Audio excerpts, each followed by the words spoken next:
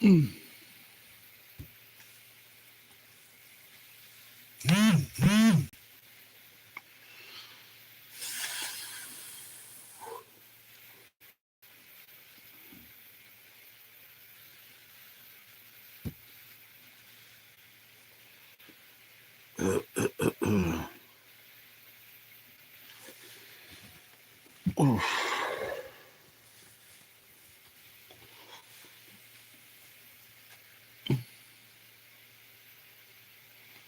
hello, hello.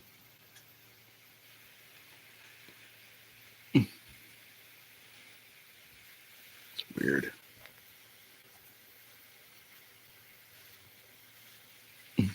Hi, Zigzag. What's up, Steven? It's like, hey, what's up, Mr. Hogan? Kels, how are you? Shh. Kels is here. Shh. Oh, fuck. Hi, Zigzag. Again. Sorry. Trying to get my laptop to go on live. It's like just doing it now. Making no sense to me. Hi, Terry. Good morning. Hope everybody's doing okay today. Feel okay. You know, I got a good night's sleep, thank God, but sucks sitting in the hospital all day. You know, they gave me some medicine. Very nice, Brandon. Keep it up, buddy. Good morning to you too, bud.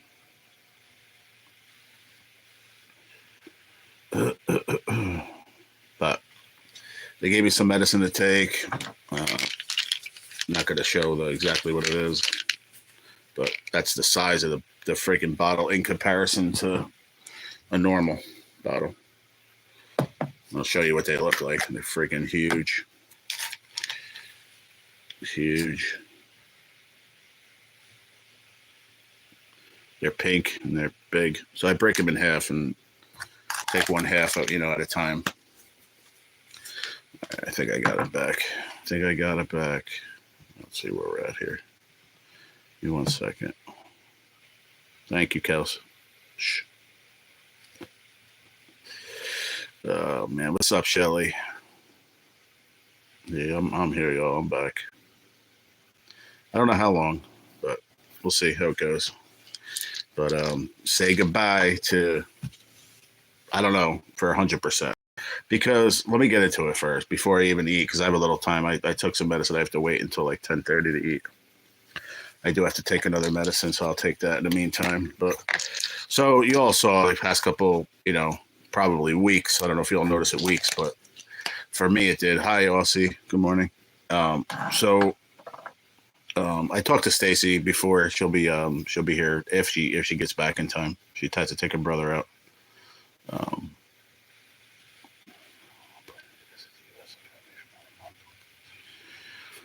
Most people, Arjun, probably usually go to like New York City is a good place to go. A lot of things to see, for a tourist to check out, especially if you've never seen it. But I want to get back to my story. So, hold on, let me do this first. Don't understand YouTube, man. I messed up with a lot of shit. Come on, man. My laptop's running like molasses.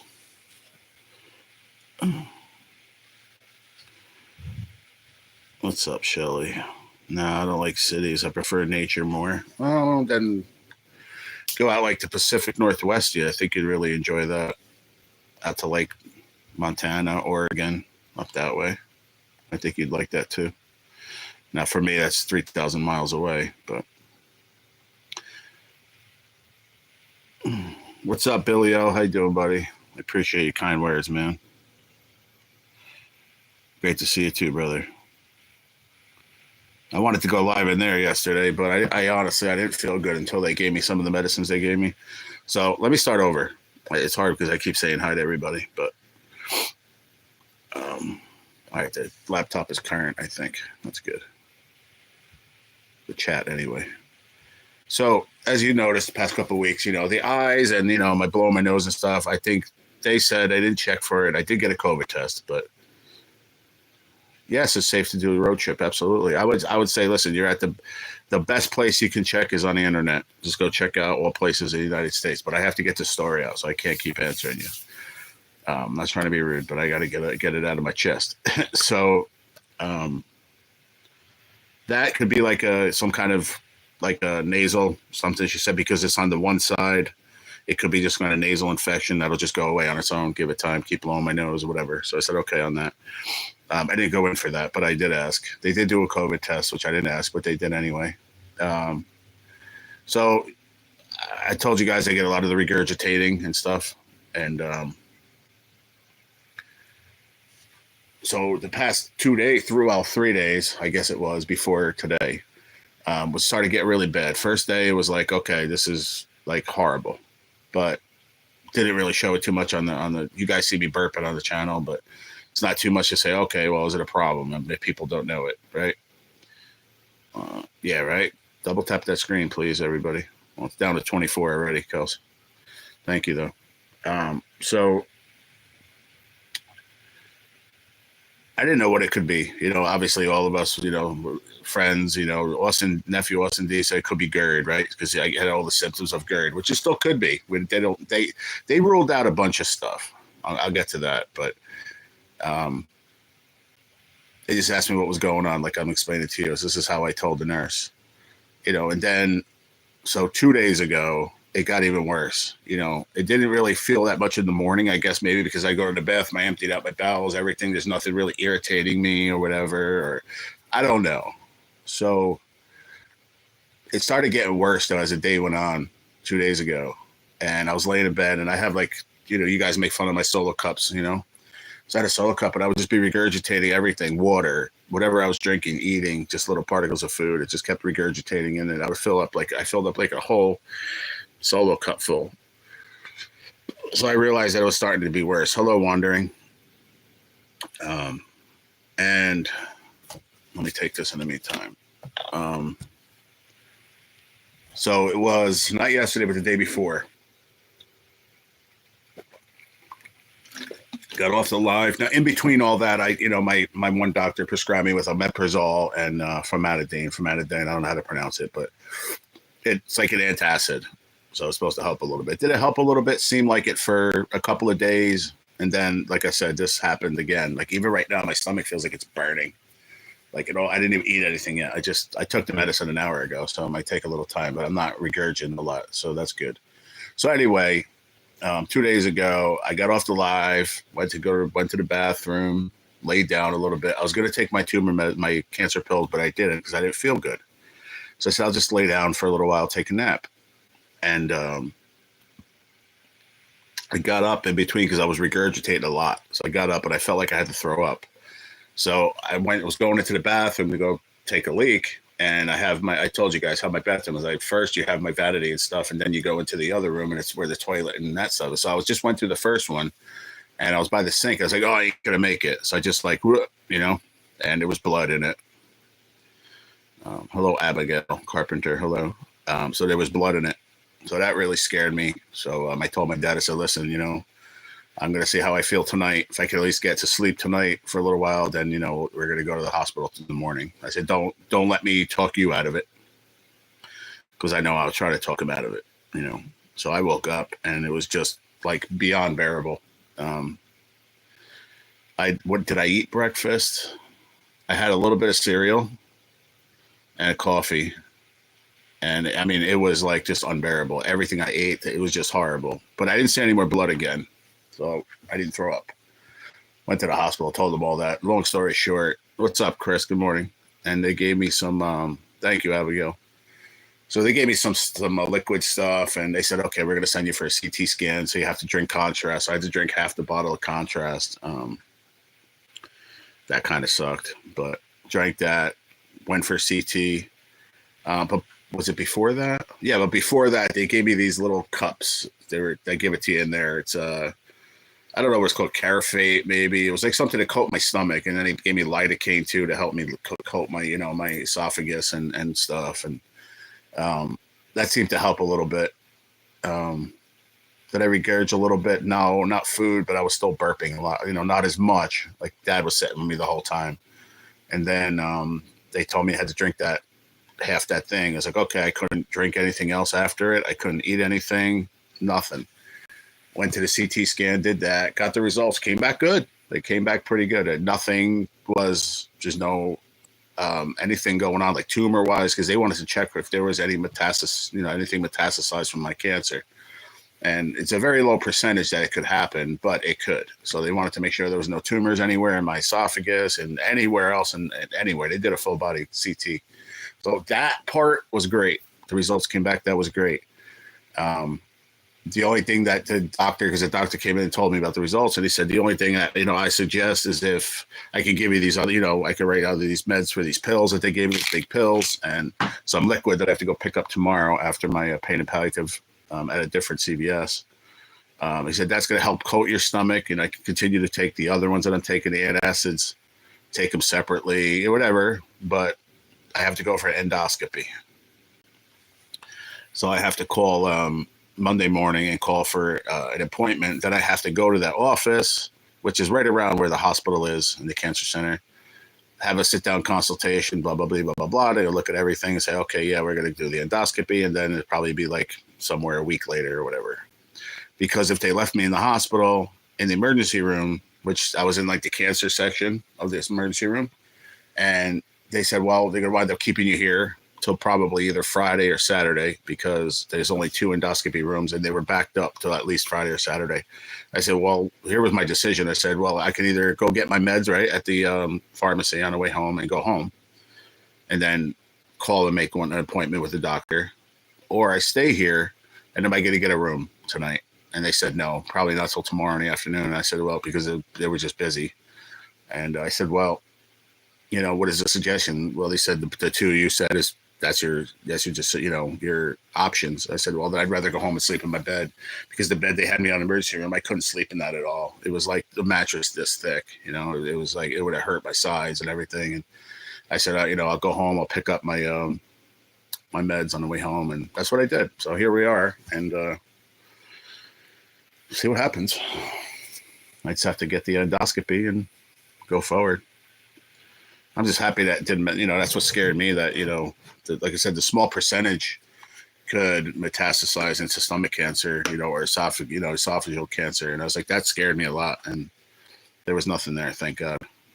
Matter of fact, they looked on the full scan, which an MRI would show more, or my full body scan I get with the nuclear dye, that shows even more of tumors. But they said that even in my lymph nodes, that it was almost undetectable too. So that's what it showed. And when I went for my scans last time, and it said that my left kidney seemed a little bit smaller than it was the last time also. So that's a good thing. It was a plus for the cancer, but it doesn't solve the problem of the regurgitation and all that. So the medicine should help me until I get the endoscopy. What is an endoscopy? They send a scope down your throat. They give you this medicine. They'll sedate you like a twilight. I'll be awake for it, but I won't really know what's going on. So they kind of knock you out for it. And then they send the thing down your throat to check out your esophagus. And I don't know how far down they go. They check. It could be what they gave me medicine for, which I'll read it to you right here. Take one tablet 4 times a day, before meals and nightly, by mouth. Indications: peptic ulcer. So they're thinking peptic ulcer. Hi, NorCal Scratch Queen. How are you, sweetie? So, I think they're thinking that it's peptic ulcer.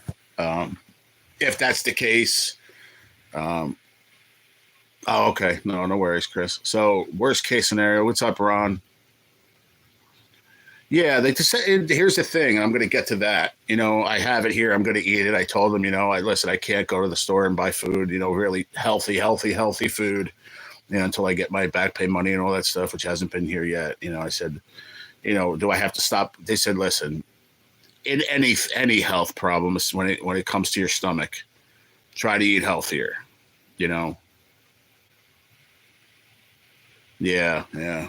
Well, endoscopy still, you have to have like they said, it's not just an in and out. You have to have a team of nurses. You have to have a doctor. You have to have a uh, what my uncle is, anesthesiologist. They have to have all that stuff. So it's like you have to, it's planned, and all that. They can't just, we can't just go do it. You know what I mean? That simply. I said, okay, that's fine. Um, am I scared for it? Absolutely. You know, I'm going to talk to my pain and palliative. I'm really going to use the palliative part tomorrow because I'm really scared. Um, uh, you have to understand something. I've been through a very traumatic year with this cancer. So my mind is almost, it'll never be level with how I was before, but I'm like still here as far as, okay, I'm understanding it all now after a year. So now they're throwing in a fucking other something that's wrong with me. And now I'm back down here in my noggin. So, it is, Ron. So I'm like, okay, what the fuck is next? I'm sorry I cursed, but I'm glad that at least it came back that it's not stomach cancer or esophageal cancer. That's the part that really scared me a lot because my dumbass, I look up shit and I Google things, even though the ability always tells me don't believe what you read on the internet. But that being said, I'm glad it's not that. But if it's just a peptic ulcer, there's things we can do. Change up my diet, eat healthier. I won't be able to drink coffee anymore, really. But I am drinking coffee, but I have the one that's more like a latte, so it's more milk than it really is coffee. So I can drink that. I'm gonna have to give up coffee altogether. Um,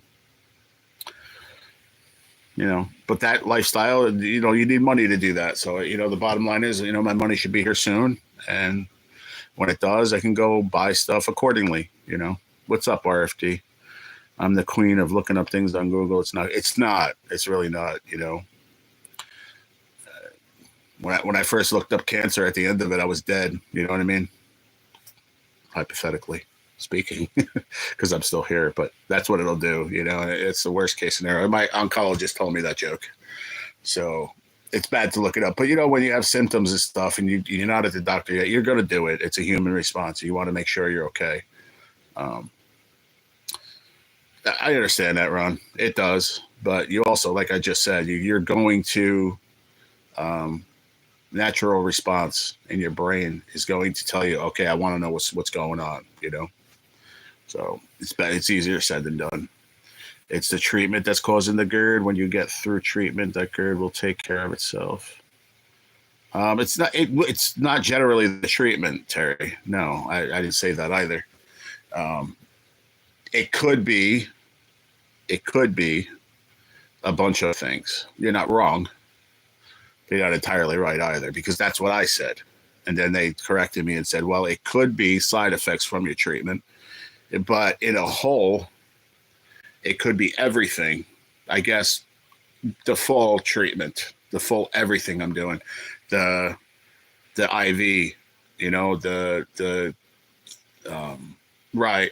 You're probably right, Terry. I mean, no, don't be sorry at all. Never be sorry, Terry. Because, like I said, you're right. But in the whole spectrum, it's not just. I took it as just the treatment. You know what I mean? That medicine. But I'm on so many different medications that altogether, I guess you can call it the whole treatment that I'm doing with my cancer. Everything, the IV, the cancer pill, the tumor pill, whatever the fuck you call them, the chemo pills, the pain meds, the this, the that, the this, the that. It just does damage to your freaking stomach, bro. It's and side effects for everyone is different. You're right, but yeah, you're right. Don't ever say sorry. You're my friend. Don't ever say sorry.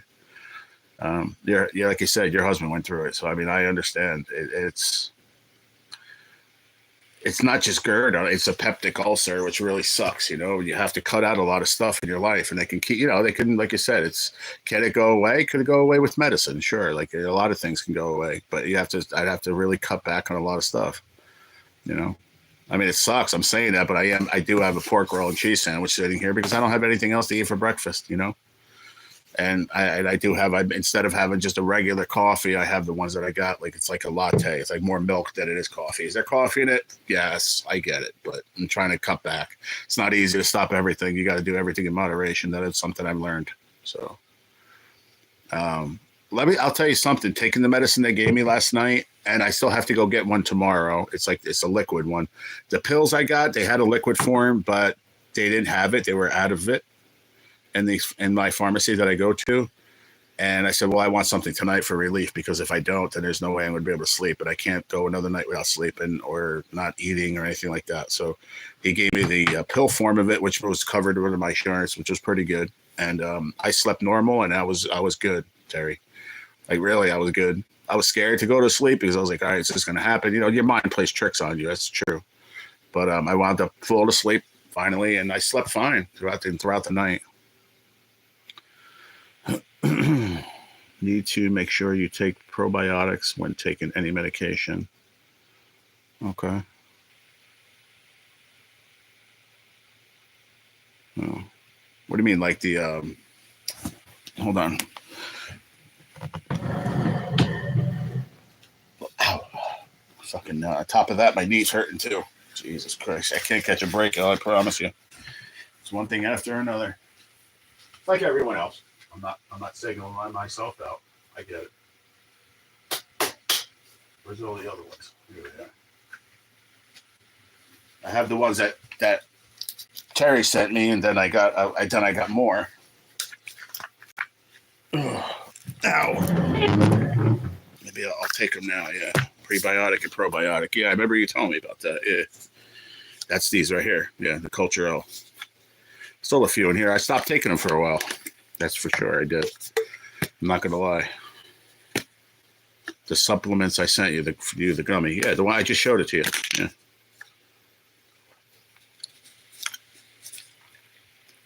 No, they're still good.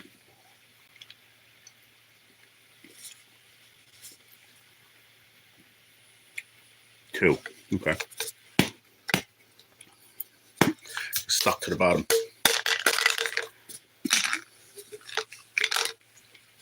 Okay. And then I had these two. FiberWell probiotics. FiberWell plus that. But I'll take these for the next 1, 2, 3, about 3-4 days, and then I'll start taking these again. Okay.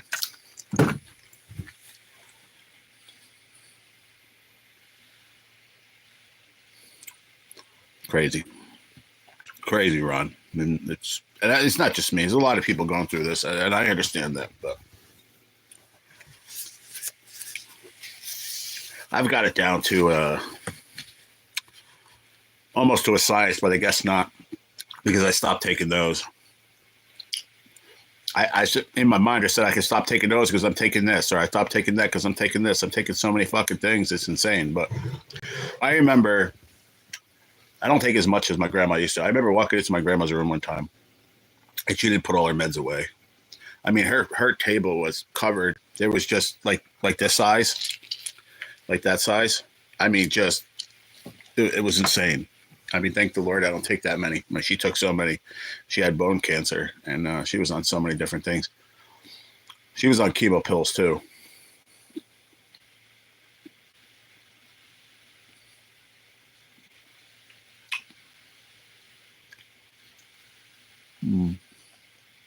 I'll make sure I take them every day too.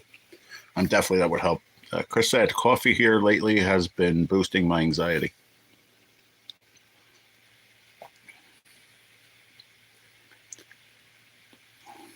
Uh-oh. I lost the chat on my laptop. Son of a gun. What the heck? Yeah, I was like, nobody's saying anything. Said perfect. I still do that. I write down everything. You know. Yeah, my grandmother died from bone cancer too. Yeah.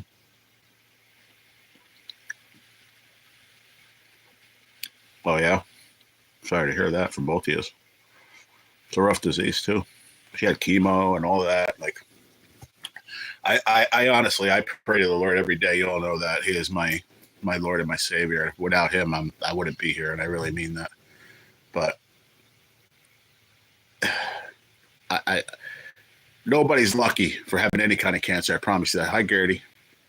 But I feel that I'm so lucky that the cancer I do have I don't have to do chemo. I mean, I do the chemo as far as pills, which they suck, but people that go and do the chemo, like chemotherapy treatment, it's rough, man.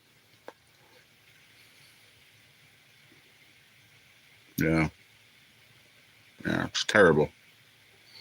I mean, like I said, advanced medicine, um, thank God, they came up with these trials and then FDA approved these chemotherapy, immunotherapy treatments I'm doing. I'm very, very fortunate. It was years ago, they treat people with the chemo and then it'd be like, oh, I don't know why it's not taking, you know what I mean? I've heard stories, that is very heartbreaking. Yeah. It was hard. It was really hard to see my grandma pass. It was really hard, but it's like, it's crazy because I didn't think of her for so many years, not that, it's always in the back of your mind, your family that you lose is always there. But when I got sick and they told me I had cancer, I'll tell you, it popped right in my mind. I was just like, man, I remember when my grandma went through that. It was rough, man. She honestly, I think it's instilled in me. Like I have a build like my grandma. I know that sounds weird, but my grandma was big boned, and so am I. I'm heavy because I don't know. I used to be heavy because I ate a lot, but now I don't even eat as much as I used to, and I'm still gaining weight. I think a lot of it has to do with a lot of the medicine I'm taking. But I'm big boned. When I lose weight, like you saw me when I was 168, I don't look good at 168 because my frame is big. So I honestly hide 280 better than most people do, because I just have a big structure, which if that makes any sense, I'm just big boned. And so was my grandmother. She was built like that. Like me and her built the same way. It's kind of crazy, but I remember her going through all that stuff, man. It was rough, man. It was really rough. Hey, what's up, Capability? How are you, brother? Appreciate you. Everybody. I appreciate everybody yesterday. Just hit me up in comments and stuff. It was really, really nice. It helped me get through the day. It wasn't oh my God, something bad's going to happen, but it's something that probably could hurt me if I went untreated. I have to make sure I take care of everything. The steroids and the meds, yeah, everything. That and I take the prednisone, which I'm slowly weaning off. I should be off of those by the end of February. Thank God, because that one right there, I remember I was like this with my weight, but like a matter of like 10, 20 pounds. And then now I'm like shooting up, ever since I started taking the prednisone. I'm like, are you fucking kidding me? I don't like it. Yeah, that's, I know we have to hear that to whatever, but I don't like hearing stuff like that. It makes me like, oh my God. I don't know if it hurt, if it just people that are sick with cancer, it just hits them a different way. I don't mind you said it because I want to read it. It just hits me in such a way where I want to cry because I know what I go through every day. And I am a warrior because I go about this in a way where, you know what, I'm part of my friends, but fuck you, cancer. You ain't getting me, bro. And I just try to go on with my life every day. But I promise you, there's days when I'm not live or even after my live where I'm in my bed crying. I'm like, this shit sucks, man. It's okay to cry. I promise you. It helps. And I'm glad I have my pain and palliative lady. I don't see her. I only see her once a month, but it helps when I do see her. It's a mind game too. I promise you.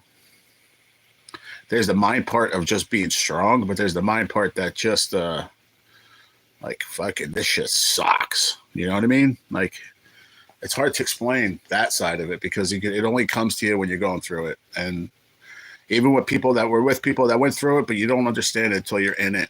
And I don't say that for the selfish manner. I say it just that's how it is because I didn't understand it before either. People would tell me all the stories that like, okay, I feel sorry and I feel bad and I really hope you get better. But when you're in it, it's a totally different way of looking at it.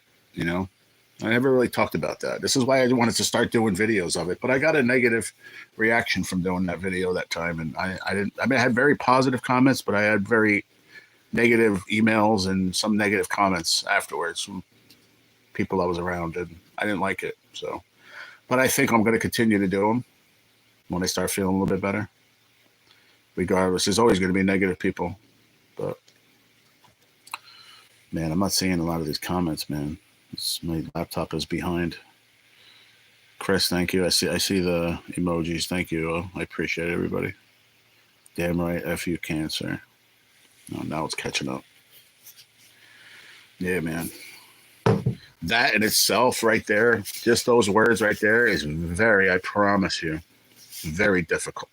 It's very difficult because it just plays in your head. It's a physical fight, but it's a mental fight every single day. I promise you guys. That's why when you say, "Oh, you're a warrior," this, I know I am, but at the end of the day, I'm pretty weak too because I have my moments where I'm just shitty, and you just go into a dark place in your own mind, and it sucks, man.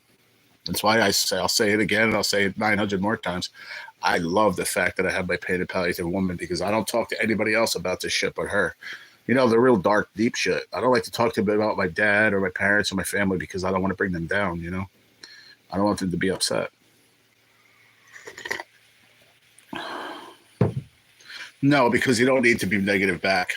Two negatives don't make a positive. What makes me positive is just saying, okay, no problem, blocked, bye. I don't have to see your comments no more.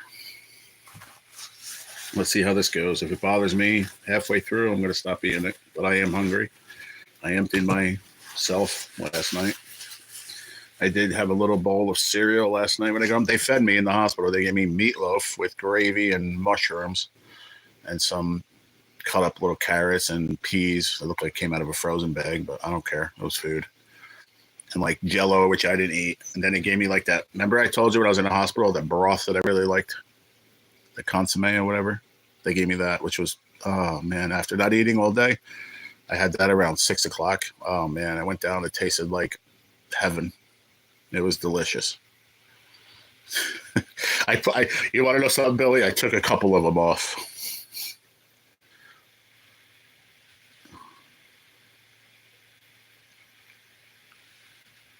Yes, slice it, put a little slit in the edges going around it.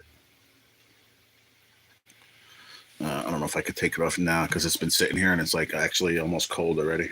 I might have to go whack this in the micro for a second, probably. I don't want to eat it cold. That'll make it even worse for heartburn. So what I do is like it's round, right? So I'll just take a knife around the edge, like I don't know, maybe half inch in, and just put a little slit all the way around it, 4 spots, and that's how I do that every day when I cook it. That's the only way to do it from not curling.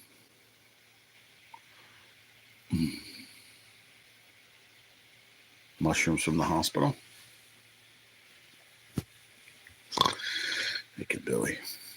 I mentioned you I didn't say your name or anything like that. I just said my buddy from YouTube always tells me, don't believe what you read on the internet. She laughed.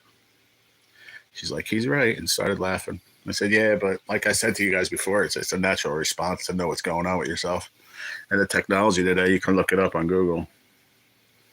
And everything I looked up, and I'm glad I did on that part because it told me that, the percentage of my kidney cancer or just renal carcinoma altogether has like 0.06% of metastasize into either stomach cancer or esophageal cancer. So, I'm glad I did look that up.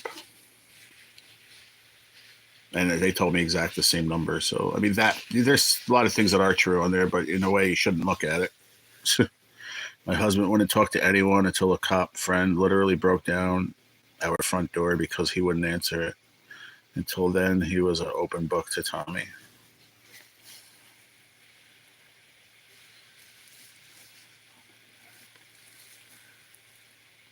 But hold on, though.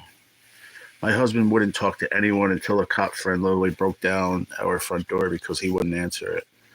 Oh, after then, he was an open. Then he would talk to Tommy. Is that what you're saying? After he broke down a door, then he would talk to Tommy. No, I think that's what you mean. But yeah, as far as the eyes tearing and stuff, it's actually getting better. Still blowing out some shit from my side. But she said if, on the one side, and she said, I could see her eye is a little swollen. She's like, that's like a nasal infection. She's like, but that's just going to go on your own. She's like, there's really no antibiotics for that.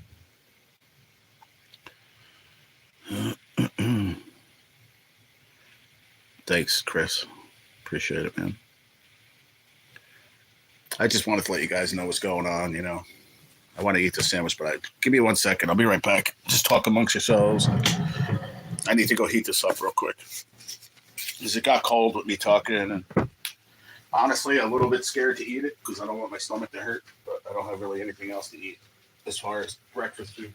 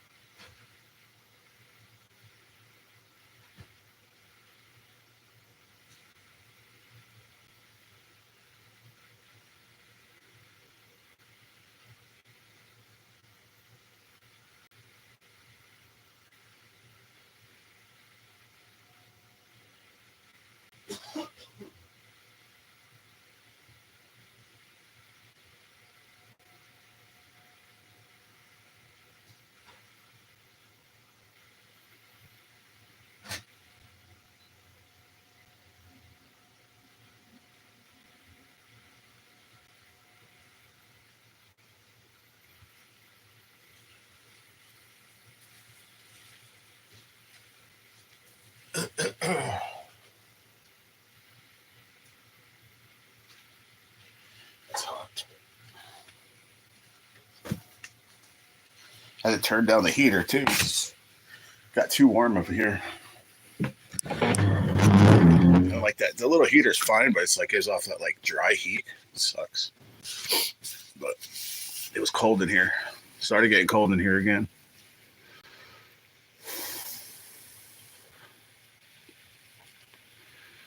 Yeah, he finally opened up. That's good. It's you need someone that you can do that with, and it's hard, and that's the palliative part of it. And I'm glad that they introduced me to her because one, she controls my meds as far as my pain meds are concerned, but she also, we talk too. Not all the time. Sometimes, how you doing? I'm good. Okay, I'll see you next, in a month. But then sometimes, I like listen. I need to talk, and she'll listen. Good to be back home. Yeah, it was only a day, but still, what I missed the most was being here with y'all. Really, you guys get me through a lot during the day, afternoon. I communicate with a lot of you guys every day, and a lot of you hit me up yesterday. While I was there, what's up? You all right? What's going on? I put the post. But some people didn't see the post because they messaged me and said they didn't see it. Like, are you okay? What's going on? And I appreciate it a lot, man. You guys mean the world to me. Hope you guys know that. And gals.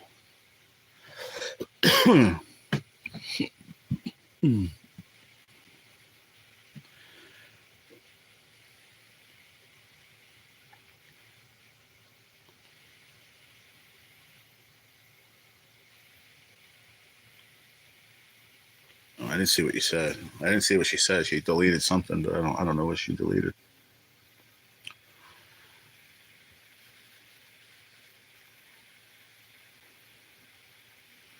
But your husband is in remission, right, Terry? So remember you told me, you talked to me about it a long time ago. I don't ever bring it up because it's something that I know that, bothers everyone to really talk about. I only put it in for 30 seconds. Otherwise, it would have been disgusting.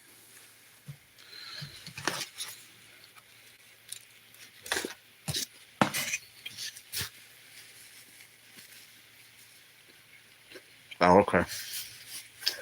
Oh, that's C. Gotcha. Yeah, she told me. I really hope you feel better with that. It could be really rough with that, or it could be mild, but it's still not fun.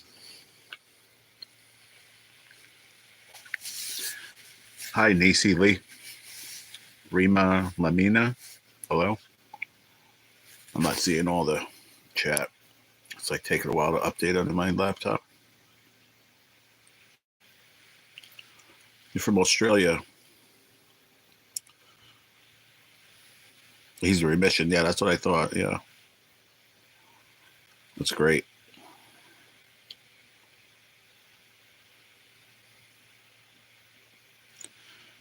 I have a friend. Her name is Nisi. Yeah.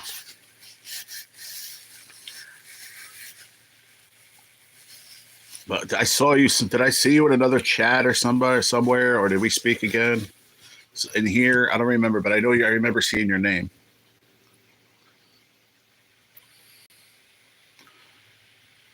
Películas. Películas. What is that? That's like the TV shows, isn't it? In Spanish. I forget what películas is. I don't know. I used to, when I was in the restaurant business, I almost spoke fluent Spanish, but now I lost it all.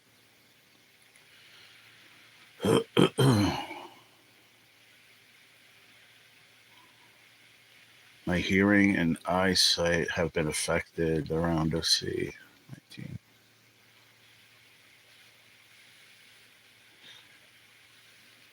That's, Cindy or Flay. Okay, probably Cindy. Yeah, I think it was Cindy's. Yep. Yeah, it was Cindy's for sure. Skipjack Cindy. It's my girl. My friend. I like Cindy. She's nice. Her and Travis are awesome. Haven't been there as much as I want to be.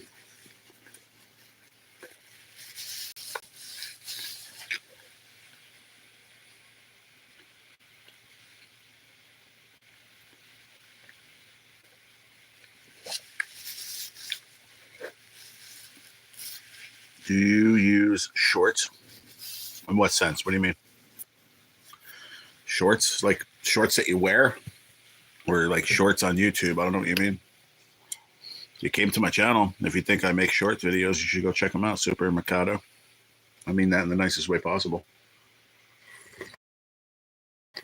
Now it's behind on my laptop. That's funny. I mean, now it's stopped. The chat stopped on my phone.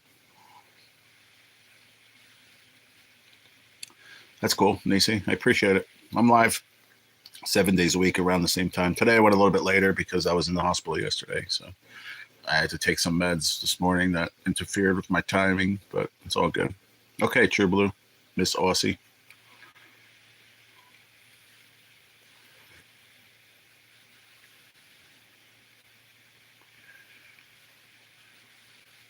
Yeah, well, I'm not sure what you meant. Shorts in that or shorts that I'm wearing. Okay, Aussie.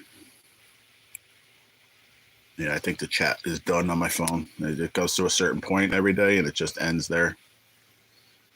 The last one is, do you use shorts? I like to wear Under Armour shorts or, different kinds of shorts. But I like pants too.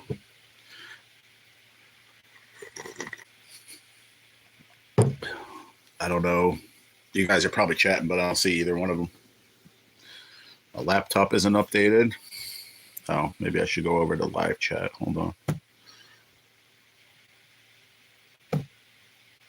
See if that helps. It's just moving like molasses too, and I can't see chat. I know you guys are talking, but I don't see anything.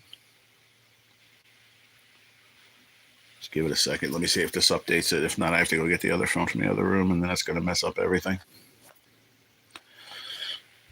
It's a battle. Oh, shit. I didn't want to do that. Hope I don't lose the live. Hopefully back. We should be all right. All right. Now I'm live chat, so I think we're all right. Thank you, DC. It's okay. I thought you left. Sugars, 1 cream, please. I know. I was only making jokes, Aussie.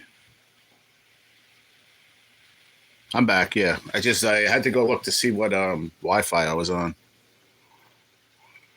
Nah, it's not that, Gertie. It's my laptop is old and very temperamental.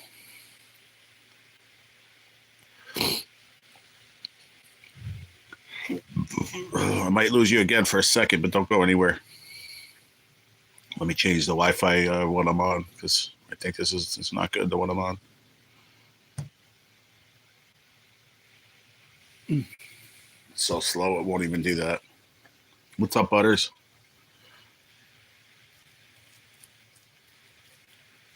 Thanks, Chris. Thank you, Terry. I could see that, but let me see here. I should be back on here. This should be make it better, I hope. All I see is haha G. Huh. This is crazy, man.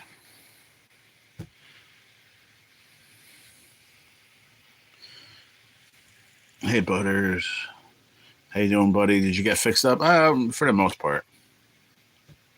I have to pick up another medicine tomorrow, and then I have to set up a endoscopy. Oh, man. What is going on here? My God. Now I'm like offline on my laptop. This is great. Okay, let me just slide you over there for a second. Let me go here to YouTube. See if I go back online. I'll pick up the live again. If you guys are saying anything else after Hey Butters, I don't know what to say. Oh, okay. I am reading off my phone, but the phone stops at a certain point too, Billy.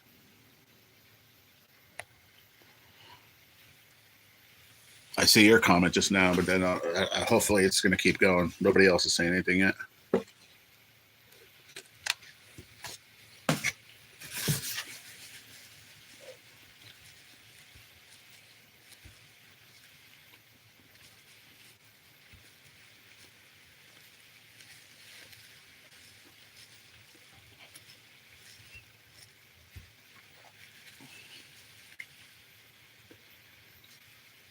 Yeah. That's the part that scares me, Terry. I've never been under anesthesia in my life. I feel sometimes when I'm in my bed with everything going on, when I close my eyes, I feel like I'm going to stop breathing. So they like purposely almost make you stop breathing. Like, how's that going to work out? I'm like petrified to do it.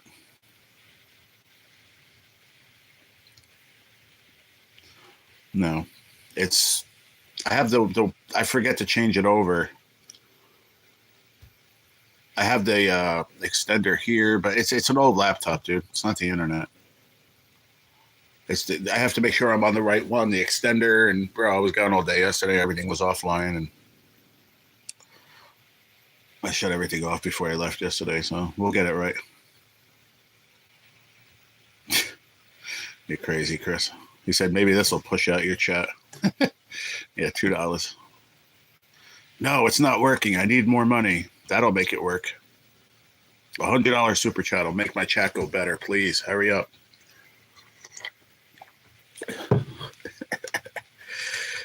Shit. Don't blame it. Don't blame you. It scares the shit out of me. Just going for a checkup. Yeah, I don't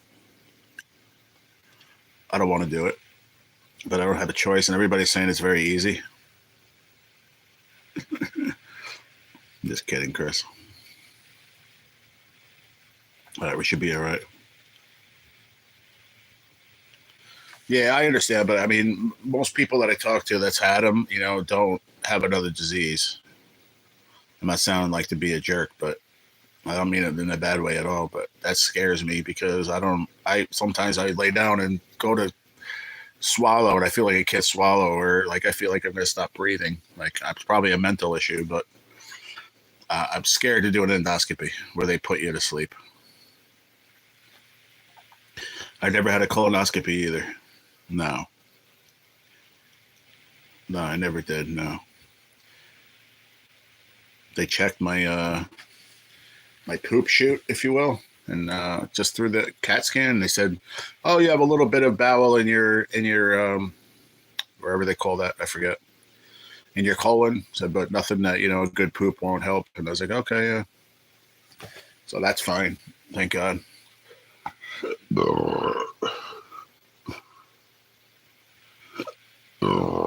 See, I took 2 bites already, and I'm already burping a little bit.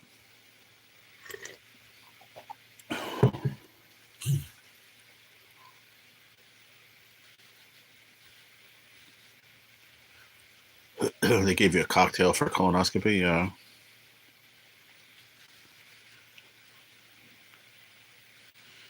They used propofol for my colonoscopy, and I woke up dying for 2 days. What do you mean? How did it make you feel? Oh, that's good. Of course. That cocktail cleans you out. What are you talking about? For the colonoscopy, you mean, Billy O?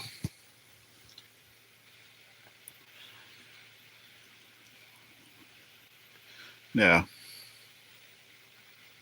Oh, I hear you. You're talking about the colonoscopy, though. Yeah. It was probably the propofol then. I don't think they give you that for an endoscopy. They give you something called like Twilight. Like they said you go into like Twilight or something. I don't know. That's the part that scares me, man. I don't like any mental shit in my head. My stomach's feeling weird already just thinking about that shit. Yeah, it was probably the propofol. You know, and just imagine that's the shit that Michael Jackson used to fucking like it to take to get high all the time. Go figure that one out. That's some crazy shit, ain't it? You took that and something else in a combination, propofol and something else. I forget the other one.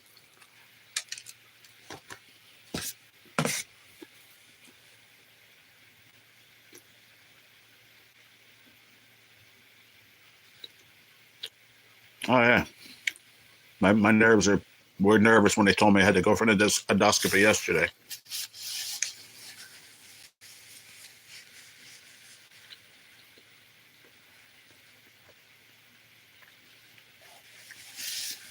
But you know, I'm going to look at it as the fear I had when I went into that machine that went right into my face. I'm just going to close my eyes and tell me to just do what I got to do, and then hopefully the next thing I know is they wake me up and it's over. Like I don't even know how long does it take.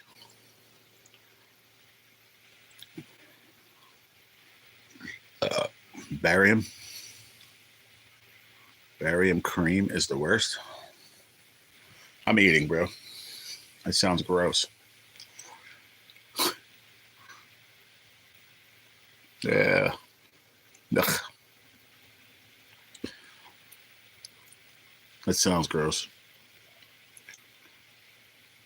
Yeah, but how long does a endoscopy take? Beginning to end.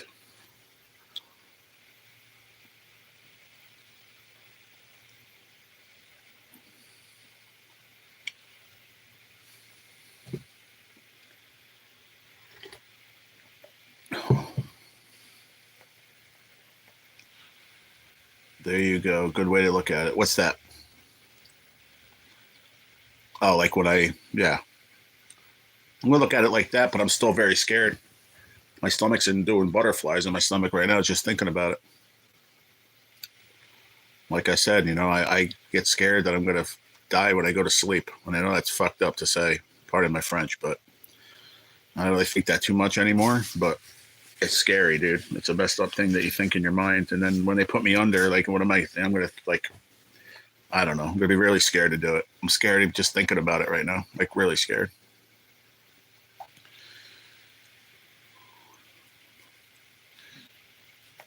No, but that's a endoscopy you're talking about, right, Terry? I'm talking about I'm talking about you're talking about a colonoscopy. I'm talking about an endoscopy or whatever I got to get. Endoscopy. Yeah. About 4 hours, if I recall, of an endoscopy or a colonoscopy. That's what I'm talking about. I'm talking. I have to go for just the one they got to take pictures down there. Endoscopy.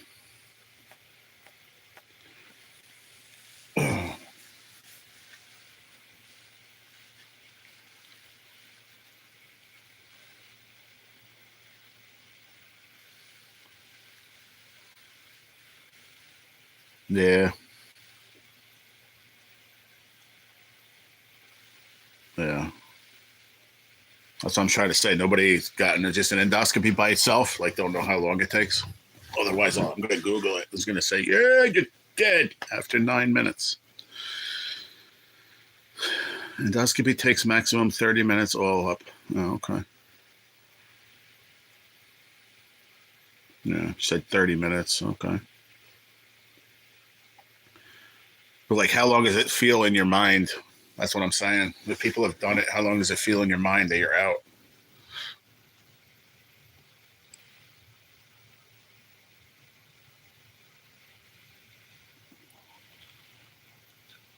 Yeah. Thanks, Exec. Thanks, Aussie.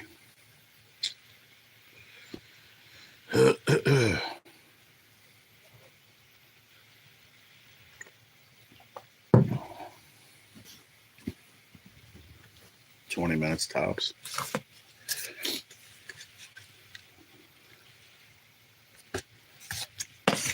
I understand that part, but that wasn't even my question. My question, honestly, that's good to know because that probably feels good.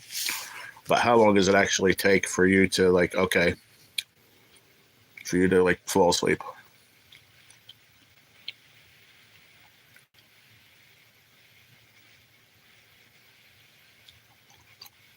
But I'm that guy that thinks that like, okay, they're gonna put me under and then I'm not gonna wake up. That's what I'm scared of. That I'm not gonna wake up.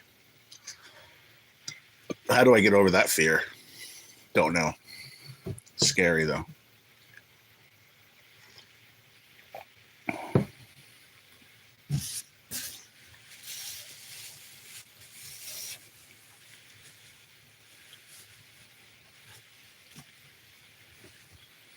Yeah.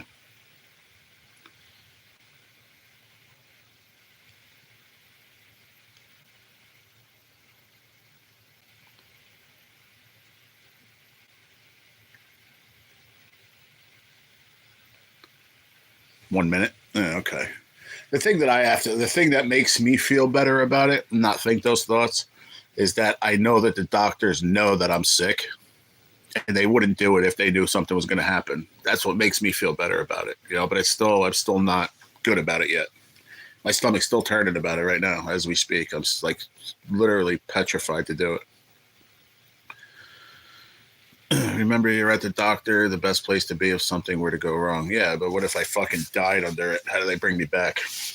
That's what I think about. I know that's messed up. That's true too, Zigzag. I guess that's a good way of looking at it too. You don't have time to worry about what will happen. That's true. Counting down from 10 to 9, I was out, but I'm 105 pounds tops. Yeah, I wonder if it is pounds wise. Does it matter? I don't know. I think that's how the drug works. That's what somebody told me yesterday too in there. The one nurse, she said she had to get 2 of them like 2 weeks ago.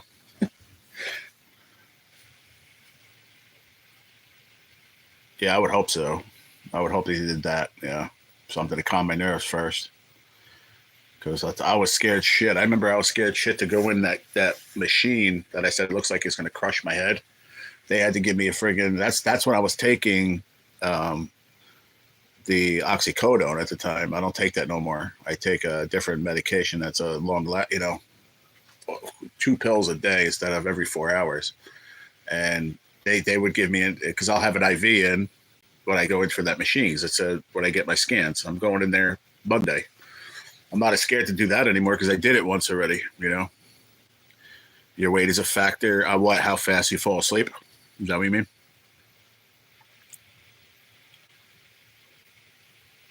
All right, so maybe it'll take, I don't know, 30 seconds, maybe 25. I took a Xanax before I went. Okay. I don't take that kind of stuff, but maybe that'll help me. I don't know. Just have to make sure I could take that plus what everything I take. That's where my mind's a cluster fudge because I take so much stuff. Sorry, I'm trying not to curse anymore, but it's hard. But they already know that. That's the craziest part. Yeah, so maybe it'll take so if you're 105, I'm not 300, so that's not triple that. So maybe it'll take like 20 something seconds, 25 seconds maybe. But that's still 25 seconds is not that long, really. Cancer fog is real.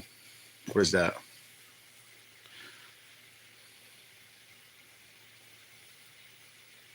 I never heard of cancer fog. Is that like when you worry about everything? Is that what that's called? I thought that's called like neurotic. But I don't think I'm that. It's just only when I have to go for these tests I really worry the most. I mean, don't get me wrong. I worry all the time, but not like I used to. Now I'm like, okay, we got a year. Let's go. The thing that scares me the most, and then we're going to talk about something else. The thing that really scares me the most. Yeah, I got you. Yeah, I know they did, man. They did. Horribly. I was in bed when they were on. I was in bed freaking going, this sucks. That was like, ugh. I was like scared that I was going to throw up and shit. But the thing that scares me the most, I was just about to say it. Oh, is that, you hear the numbers of, all right, that's what scares me a lot is they say, well, okay, here's the percentages of, your lifespan with the disease you have. And this, the percentages of this and the percentages of this. And the thing that messes me up the most is, okay, is that my time, and when am I going to fall in between that time? Or am I going to be one that's going to live 20 years? Or am I going to live, they say the percentage of most people that live 1 year, with the treatment is the percentage of this. Okay, so I made that in 1 year. So then the 5 years. So what do I think about? Everything about every day is when is my time. I know that's shitty to say, but it goes through my mind. And I'm sure it goes through everybody's mind that goes through it.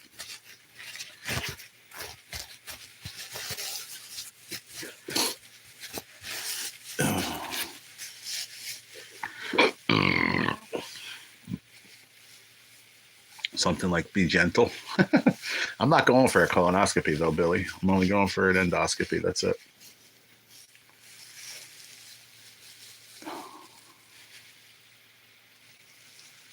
But if I ever do go on one of those, which I know I'm going to have to eventually, going to be 50 in June, so I'm going to eventually have to go. And when I do, that's what it's going to be, I guess.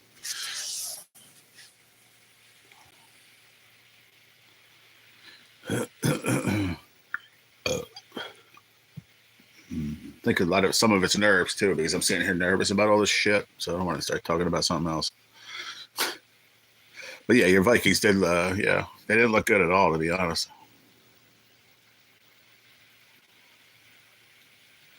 Right, wrong arm. Billy said to do really nice handwriting.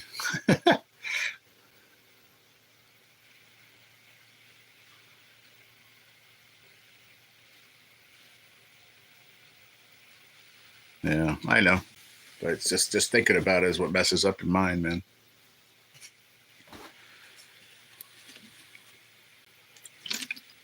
Yeah, they should not have put in Darnold. They should have, or Darnold, whatever say his name. They should have just played the other guy. He was playing good. Your husband knows calligraphy. That's funny. I mean, I understand that things like, the advancement of medicine and everything, but this disease blows, bro. I've seen people go from healthy to gone, and it's scary, man. It's a scary thing. It's a scary thing when you're not going through it, but it's a much, much scarier thing when you are going through it, and that I promise. It's a mind fuck. It really is. That I couldn't say without cursing. I'm sorry, but it is a mind fuck.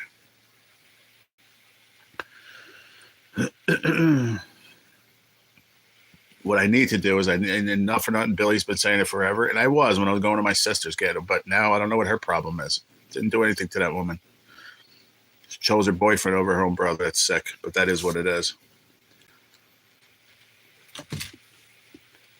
I don't get out. Besides going to doctor's appointments and wherever, I don't go out. She said pun intended, but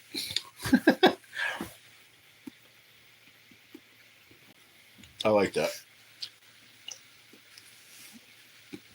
So he might get turned on. But I need to get out. I need to do things. I really do. That's why I need this money to get here so I can start doing things, man. I want to go away, and I'm scared if I go away, something's going to happen. But you know what? If I go away and something happens, there's hospitals, there's doctors. I got to stop worrying about shit like that. Am I crying? Yes, because I'm just sick of worrying all the time, man. It sucks. I was at a good spot where I was like, okay, I just want to live my life and be happy, and I was doing really good. But just things keep happening to me. It's hard to take it, man. It's rough. There you go. Imagine her naked. He will think it's an invite. That's messed up, Terry. I mean, if you put on there, be careful, sweetie. You never know. You might have a woman doing it. When you come to, she might be, sitting there holding your hand. And if she sounds like this, you better make sure you run off that table. Hi, sweetie. Just run. Run. You never know these days.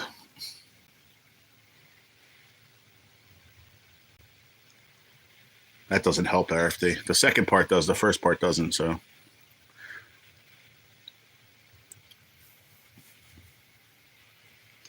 I just need to get out and do stuff. And the problem now half the time is I don't feel well. You know, I don't want to go somewhere like they're doing a big meetup in Virginia.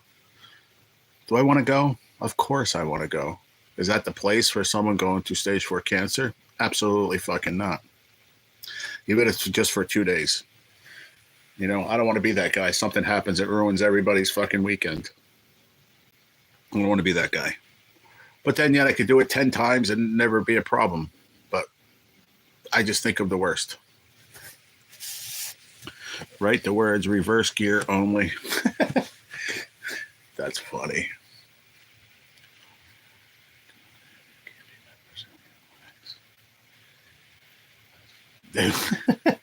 That's funny, Butters. Woman like me, G. What do you mean? Oh, I'm just saying, like, you know, if you get a woman that's doing your, you know, listen, Ms. Knippen, we're doing your colonoscopy. I'll be doing your colonoscopy today. My name is Jill.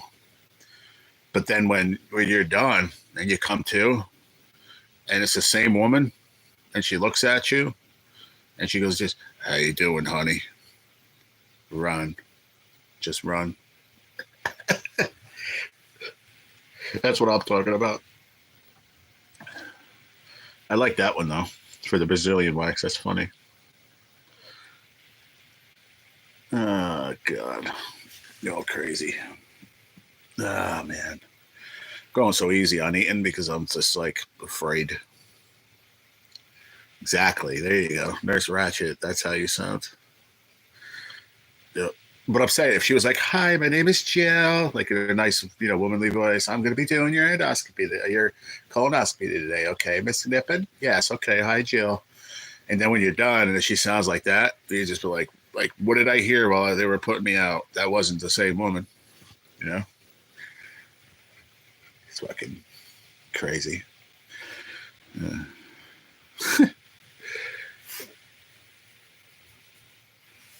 Oh, God. Heat wave here. We're up to 11 degrees and sunny. Nice. That I'm fucked with you. Yep. Yep. Exactly. Couldn't have said it any better.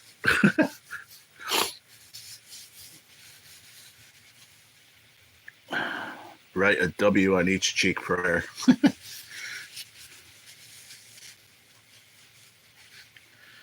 Oh, yeah. My stomach feels a little better just joking and laughing. Heck, yeah. I mean, the best thing is to just laugh and be positive, and I'll be all right. But, you know,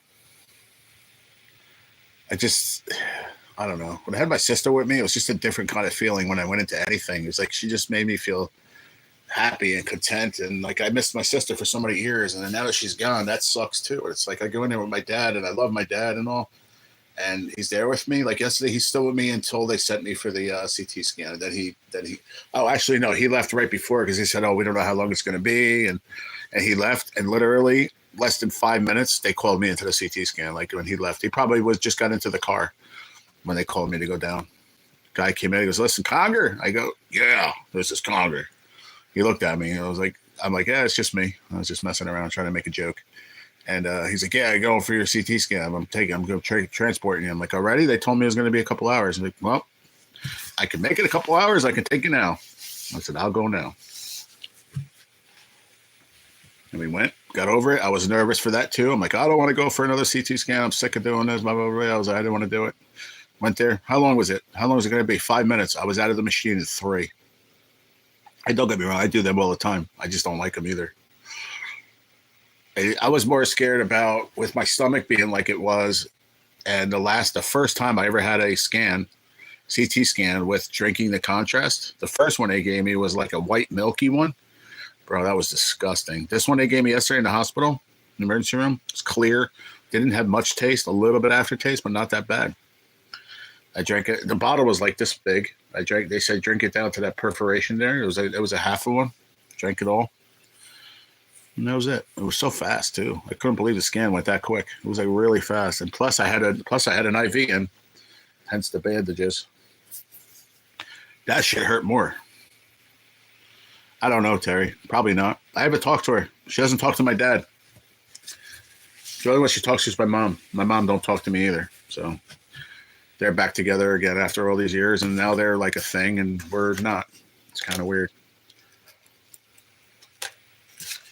It's making my dad really upset because, you know, it's his daughter, and, you know, like, how can you not care about your brother? And then to my mom, she doesn't care either. She said I was going for a CT scan yesterday. I heard my dad on the phone. She didn't even want to listen. Like, she's like, yeah, she was laughing the other day. Yeah, I was going to the hospital. She's losing her marbles, and I feel responsible. I think she's losing her mind because I'm sick. But even that, you still don't say that about your kid. You know, it is what it is. I really don't. I can't believe I even said that on here because I don't really talk about that kind of stuff on here.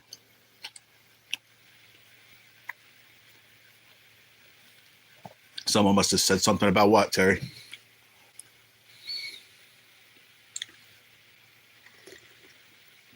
Why we don't talk? Nope. We were fine. We were fine. She brought me home. Everything was fine. Next thing I know, she told me, looked me in my eyes and said, brother, you'll never be homeless. If you have to leave where you are with Mike, I'll make sure you can come stay here. Don't worry about it. And then when I was down to that last whatever, and I didn't have the money and I didn't want to ask anyone, if you remember, everybody remembers that. I wound up doing it. Thanks to Stacy. So I wasn't homeless. I called her. She never even answered my phone call. Never answered a text. We didn't have a fight or anything previous to that. I promise you. She picked her boyfriend and my mom. It is what it is.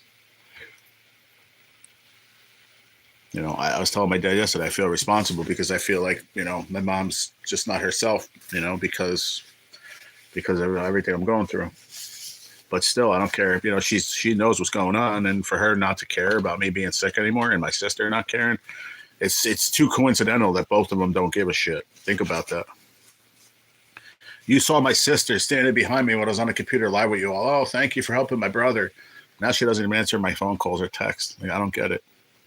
Then she's telling, and I think my mom's making this up, saying that, oh, you know, when he was here, all he did was complain. And she said she was mad that I slept in her bed one extra night. I'm your brother with cancer, man. I was sleeping on a thin mattress. I understand. I had to fucking go to work. Listen, yeah, and you told me it was okay. Like, that's bullshit. You know, if you're going to be mad at me because of that and not want to talk to your brother who's sick with cancer because I slept in your bed one other night, trust me, I've analyzed this for months now. Then, you know, I don't need you to talk to me. That was just a regular burp. I know that. My dad does. But it's a lot on him too, you know. Oh, good, Chris. Thank you for letting me know, man. That's awesome. Good to hear, brother. Very, very good. It is two-faced, but I don't even think of it like that, Butters. I think that it's just fucked up. That the day, here's the thing, I would be better about it if she told me, because she took the easy way out. Because if she wanted to stand up and be a real person, she could have said, you know what, I don't want you to come living by me. Simple as that. Then I would have figured it out. But don't look in my eyes several times. Don't worry, brother. You ain't going to be homeless. I got you. You're going to come stay with me. And then the day I say I need somewhere to go because Mike said if I didn't have the money, I was out, she turned her back on me. And all my friends on YouTube were there for me and pulled me out of that situation, not once, but like 4 times. And she turned her back on me because she didn't want me to go live there. Is that right? That's not right. I'm not mad at her. I'm upset with her. And hopefully one day it'll be resolved. But I didn't do anything to that woman. I love my sister. I was so happy. What hurts me more than not even talking to my sister is not talking to my nephews. And that's her telling them not to because they're grown men. They can do what they want. But she's probably telling them, don't call them. If you call them, I'm going to kick you out of the house or something stupid like that. Because that's how my mom is. My dad needs support too. Yeah. I'm glad that I have him. I tell him that all the time. I always say, thank you. You don't have to thank me. You're my son. I said, Dad, I don't care. You're the only one that's there for me. And my brother's been talking to me a lot, you know.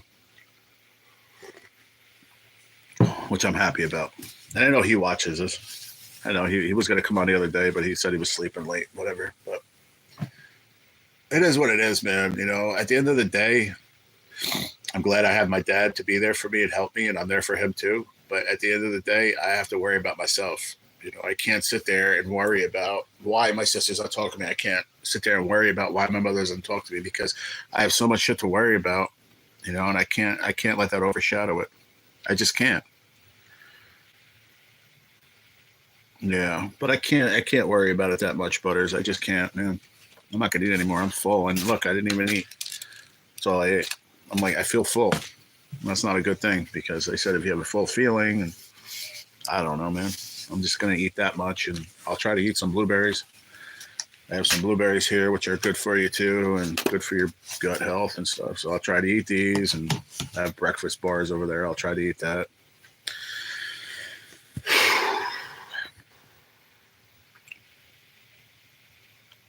I don't, but it also hurts, you know. I was having so much fun up there and hanging out with my nephews and hanging out with her. And you guys saw the videos of us singing and having a good time. I had my sister back again, you know. And if it wasn't for me, and I don't want to be selfish, but if it wasn't for me getting sick, she wouldn't be talking to my mom still to today. Because my mom's stubborn. The both of them are. They had their own issues years ago. And you want to know what? I was the one that got it back together. And what do I get? I'm not trying to be selfish, but what do I get out of it? Neither one of them talk to me. It's kind of messed up, ain't it? Yeah, how about my mom? I'm worried about my mom, too. It hurts me more about my mom. That's my sister, but I'm worried it's my mother. You know? And she all of a sudden doesn't care anymore. Or is it her way of dealing with it by not talking to me anymore? That doesn't help me. So I waited out 1,000 times, Terry, and I don't get it. But probably going to delete this after, which I don't want to, but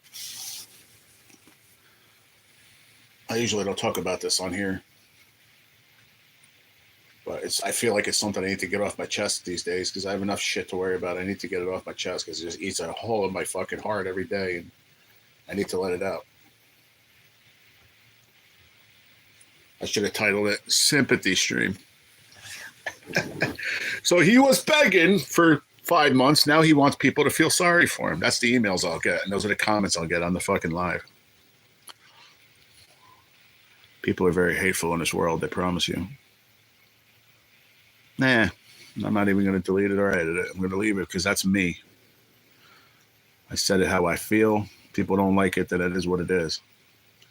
They shouldn't not like it. They should feel something, but if they don't like it, then they don't care.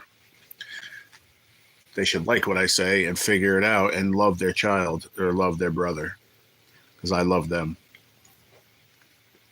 No matter what.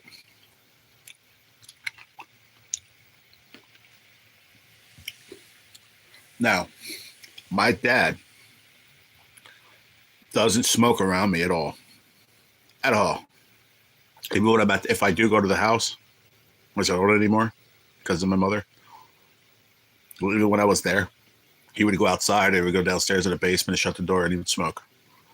When I was at my sister, she asked me, well, what am I going to say, no in her house? She should have not done it, period. Because I told my dad the same thing. I don't have to, whatever, it's me. You don't have to fucking do it if you want to do it. It's your home. I'm not going to tell you not to. But when someone cares about you, they won't do it, no matter what, right? That's my feeling. I'm not looking for it. I'm just saying in general, he just wouldn't do it. She asked me about, smoking the weed, and I said, no, don't worry about it because I didn't want to be an asshole. And she did it anyway. I didn't care. I said, whatever. She don't smoke cigarettes, but she was smoking weed. I don't care. But at the end of the day, that's another thing that bothered me a little bit, Because I used to say, don't worry about it. It's okay. So maybe it's my fault. But even though I tell Dad it's okay, he still doesn't do it. You know what I mean? Is that right or wrong? I don't know.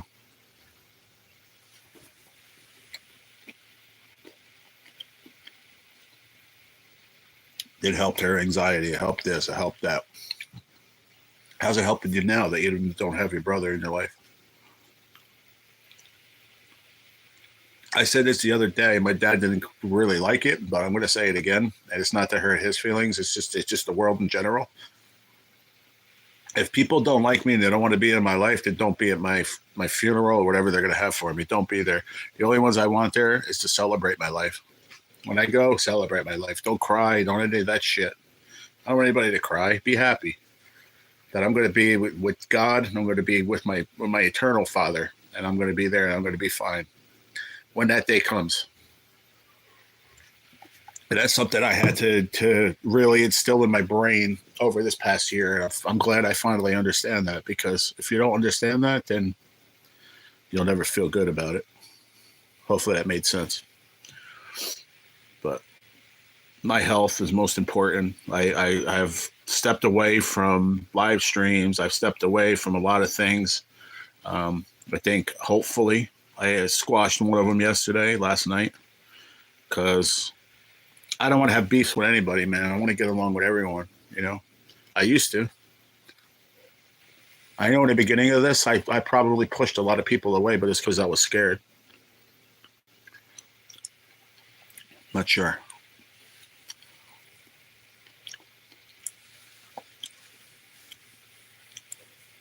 Yeah. But it is what it is. Before all this happened, it was before the last time I went up there.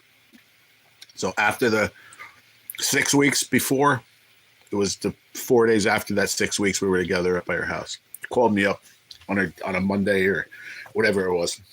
She was off from work crying. What should I do? And what should I do with him? And blah, blah, blah, blah, blah, blah. I said, listen, if it makes you happy, do what makes you happy. Oh, but he does this. He cheats on this. Say, don't be with him, Jerry. I don't know what to tell you, right? She thanked me for that. Now, mind you, the next time I went up there, I talked about it. She didn't remember it. She's like, oh, I must have been drunk or, whatever. And my sister's very responsible. She takes care of her kid. Like, she's a very, very responsible person. But, she wants to have a glass of wine. That's up to her. But that's what she said to me. She's like, oh, I might have been buzzed up or whatever, and I don't remember. I said, well, I get that too. You were upset, whatever. But what feels to me is that she chose that guy over her own brother. Or she was upset at the fact that I slept in her bed one extra night. But how fucked up does that sound?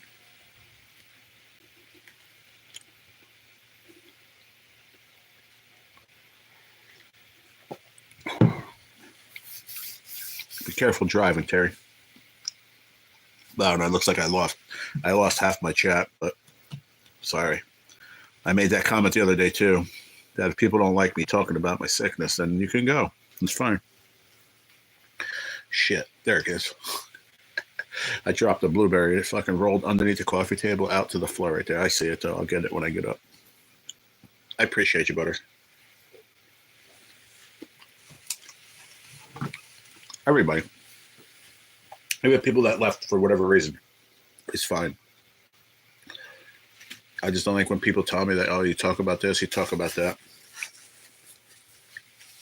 I promise you, if you were going through it yourself, you would be doing it too. I said it. How many times did I say it when I go live? To be with my friends. Effing blueberry. That sucker was lively, man. I hit my finger, fell off my hand, went down, hit my foot. It rolled down. I see it. It's over there. Little sucker. He's sitting over there. I see him.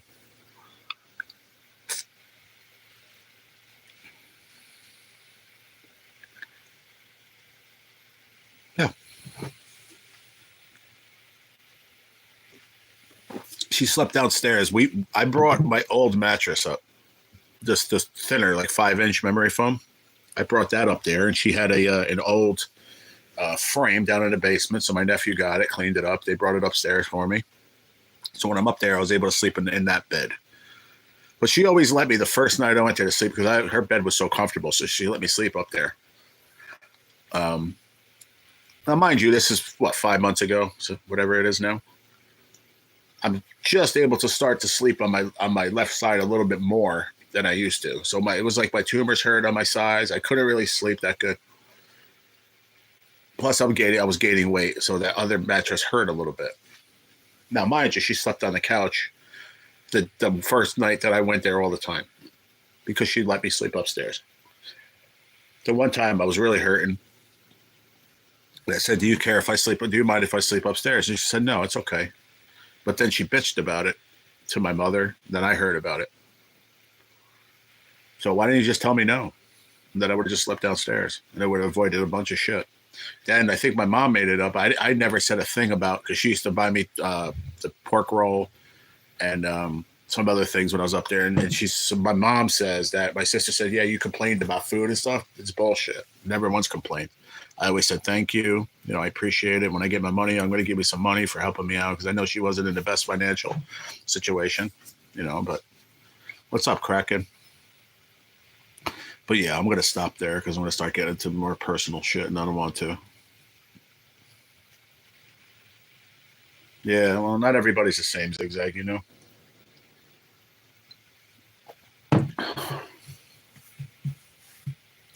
Now I'm sure I've said this on my lives a bunch of times in the past year. I feel some people, and I've said this a bunch of times, and you guys can go back and watch all my lives and count how many times I said this, because I said it many times. I feel other people think that I'm doing so much better. They see my scans as, oh, you're doing better. That doesn't mean I feel better. That just means that my tumors are shrinking. It's a great fucking thing, but it doesn't mean I'm doing better. It means they're shrinking. I think people have what's the word? I don't know the word. I don't know the word, but in their mind, they feel like that I'm doing better, or I am better. She was there with me when he got those news on my scans. She fucking cried. I love you so much, brother. And now she doesn't even fucking talk to me. That's fucked up, ain't it? Misconception, maybe? Preconception, maybe? I don't know what the word was, but I just said it in other terms. But I don't get it, man. I don't. It was the happiest day of my life, man. I mean, we talked even before that, you know, not all the time, but to be able to go up there and hang out with her and hang out with my nephews, you know, they love to hate that. I love being with them and they love being with me.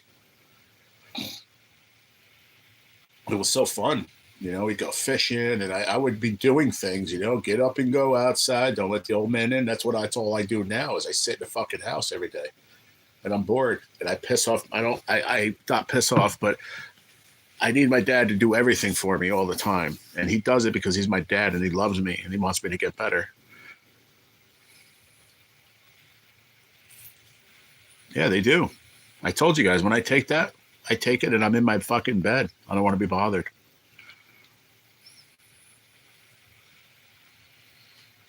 And the treatments and all the other meds I take, everything in combination, everything does not make me feel good most of the time. So the times I do feel good, like when I went to her house on a Friday after a treatment and we hung out, went fishing on Friday night for an hour, and then Saturday for a couple hours with my nephews, hung out with her, went into town, did laundry, went to Walmart. I felt great. I felt alive, if that makes sense. I felt alive because I was doing something.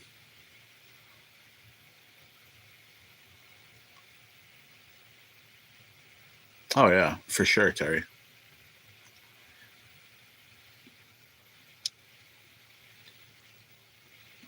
Mm-hmm. Why are you saying that in a way, too? I want to ask. I'm just curious. Oh, you mean like because he said, oh, how it makes you feel? Yeah. You don't even have to answer that, Terry. Don't. I understand what you mean. I forgot what Billy said. But yeah, it's like I said earlier at the beginning of this, everything in a nutshell, is hurting my stomach. Everything. You can't pinpoint one thing. Hence why we got to do an endoscopy. Let's go find out what it is. Is it a peptic tumor? Okay, we can do meds all the time. Hi, Simon. How are you? Yeah, exactly. All of it. Yep. There's meds to take, you know, like, listen, I've been burping a little bit from air, you know, but I haven't really doing that burp. I haven't regurgitated at all. Like and this is just day 1 or 2, you know? So once we get this figured out, we do the endoscopy, what's wrong?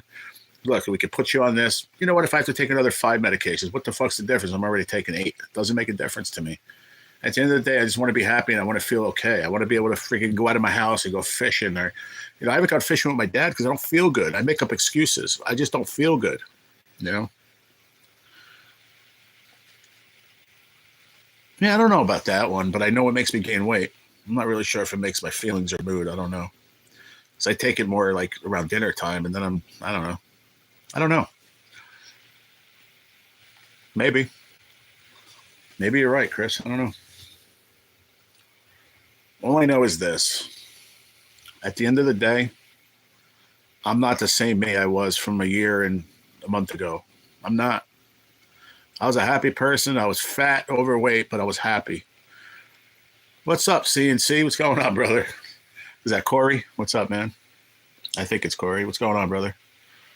But let me finish that thought. So I'm a totally different person a year and a month later. I used to be happy, though. I used to not give a shit about anything. Just lived life and was happy. And now all I do is I sit in this fucking dungeon every day. And it's starting to get boring. What's up, Corey? How you doing, buddy? Good to see you, man. Sorry I left it, I stood for a little bit the other night when I was there in the live. I'm sorry I left. I wasn't feeling very well, man. I was just in the hospital yesterday trying to figure out. I think I have like an ulcer or something, so I got to set up an endoscopy. What's going on, man? How the heck are you?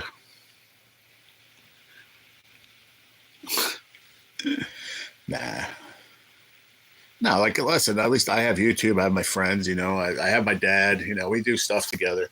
Now it's cold, winter, I'm not fishing, but I told them once the weather gets nice, I'm going to go. I want to go to Pennsylvania. I want to go meet Stacy and Lotto King, and even if it's for the weekend, you know what I mean? And come back home, and that's it. Like, I know I can do the weekend. I did it to go with my sisters. It's just up here. A lot of it, this is what I've been talking about the last hour and 32 minutes, Billy. It's up here, man, is what's keeping me in this fucking basement. Because, I go to the supermarket, I see friends I feel fucking like $1 million. When I stop talking and I get back in the car and I come home is when I start feeling like shit all the time. I promise you, most of it is physical. I do feel like shit. But part of it is in my mind all the time. And it sucks. I was off during COVID, being stuck in the house. Drove me nuts. I felt 10 times better once I was able to get back out and work it. Yeah. Okay, Corey, good to see you, brother. When are you going live again, man? Just give me a heads up when you're going live again. And if you do, just do me a favor. If you remember, just send me a text, bro. Say you're going live, and I'll pop in. Appreciate you, man.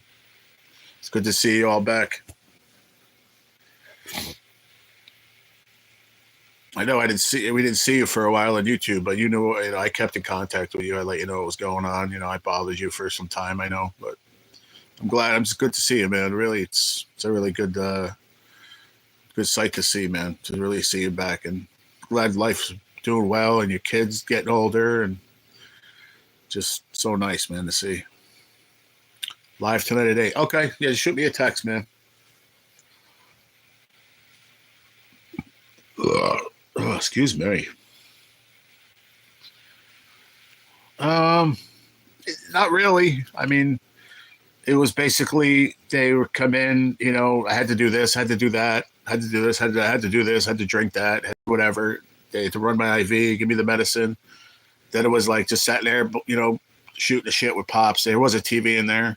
I tried to lay down. The most rest I did get was probably when I came back from my CT scan, and they gave me something to eat. I ate, and then I laid in bed. I laid it in the, if you want to call it a bed, and got under the blankets, and I just I didn't sleep, but I just sat there and I kind of rested a little bit. And because in that place, it's just so loud, and there's always beeps going on and yelling over the loudspeaker. Listen, there's a lot of sick people, man. I get it. And what's up, Master Blaster? I'm okay, man. I'm all right. Good to see you. But you can't. I've always said it. But I also said this, like when I was on that 7th floor, when I was in the kidney transplant unit, that time for 11 days, best 11 days I had in a long time. They always say, if you want to get sleep, get it in the hospital. I know that doesn't make sense, but when you were in a place where I was on a 7th floor, it was amazing. Best rest I had in a long time. Hello from Germany. I give you a like. I don't understand your language. Sorry, my English. God bless you. Huh. You just wrote in English almost perfectly. That's cool, though. I guess you could write it, but not understand it, I guess.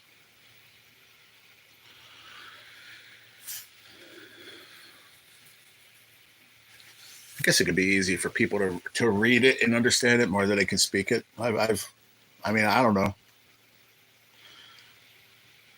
I used to be able to speak not fluent Spanish, but I could have conversation with the guys at the restaurant, and I promise you, some of them, they didn't speak no English at all. You could say hello and without waving, but just say hello, hey, hello, or say, get me the chicken from the walk-in. Same shit. They don't know.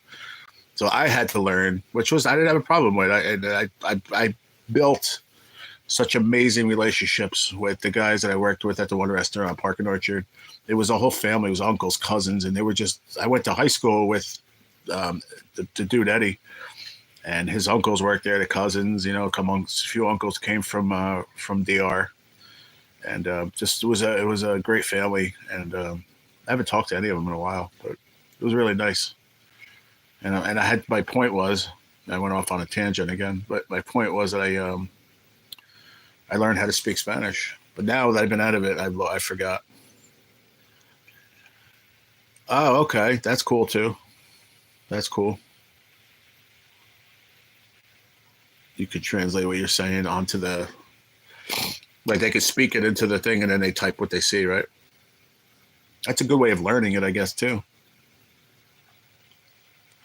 So in a way that you should learn, like say, no, I don't understand your language at all, but you should be able to understand it if that's how you're doing it. They're teaching you what the words mean as they're saying it into the machine. Does that make sense?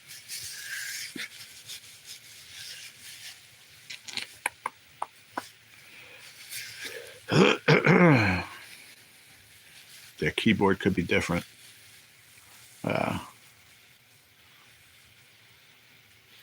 AI, may I?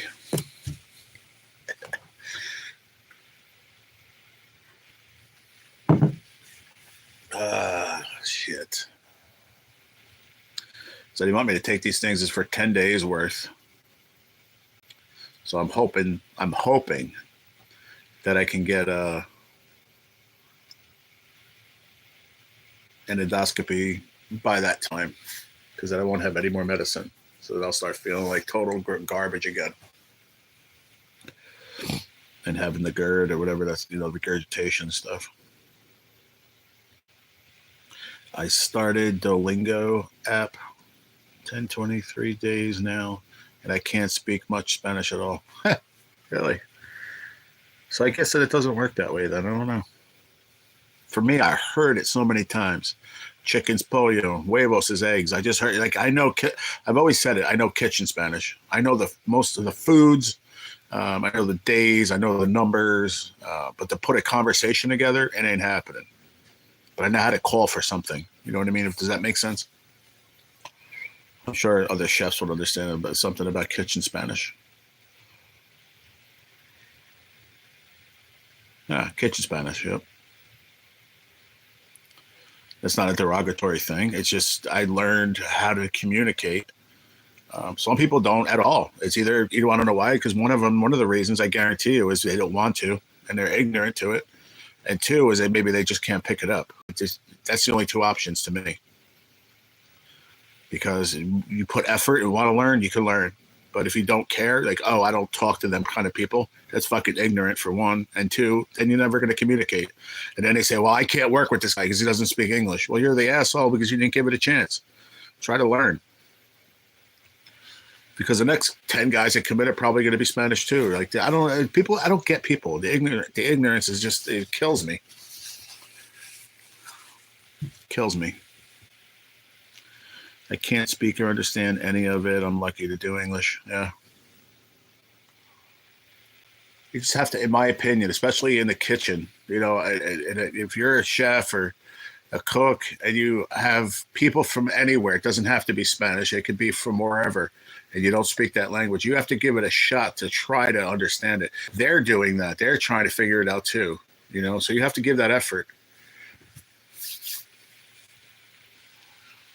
Gee, you monolingual? I don't know what that is.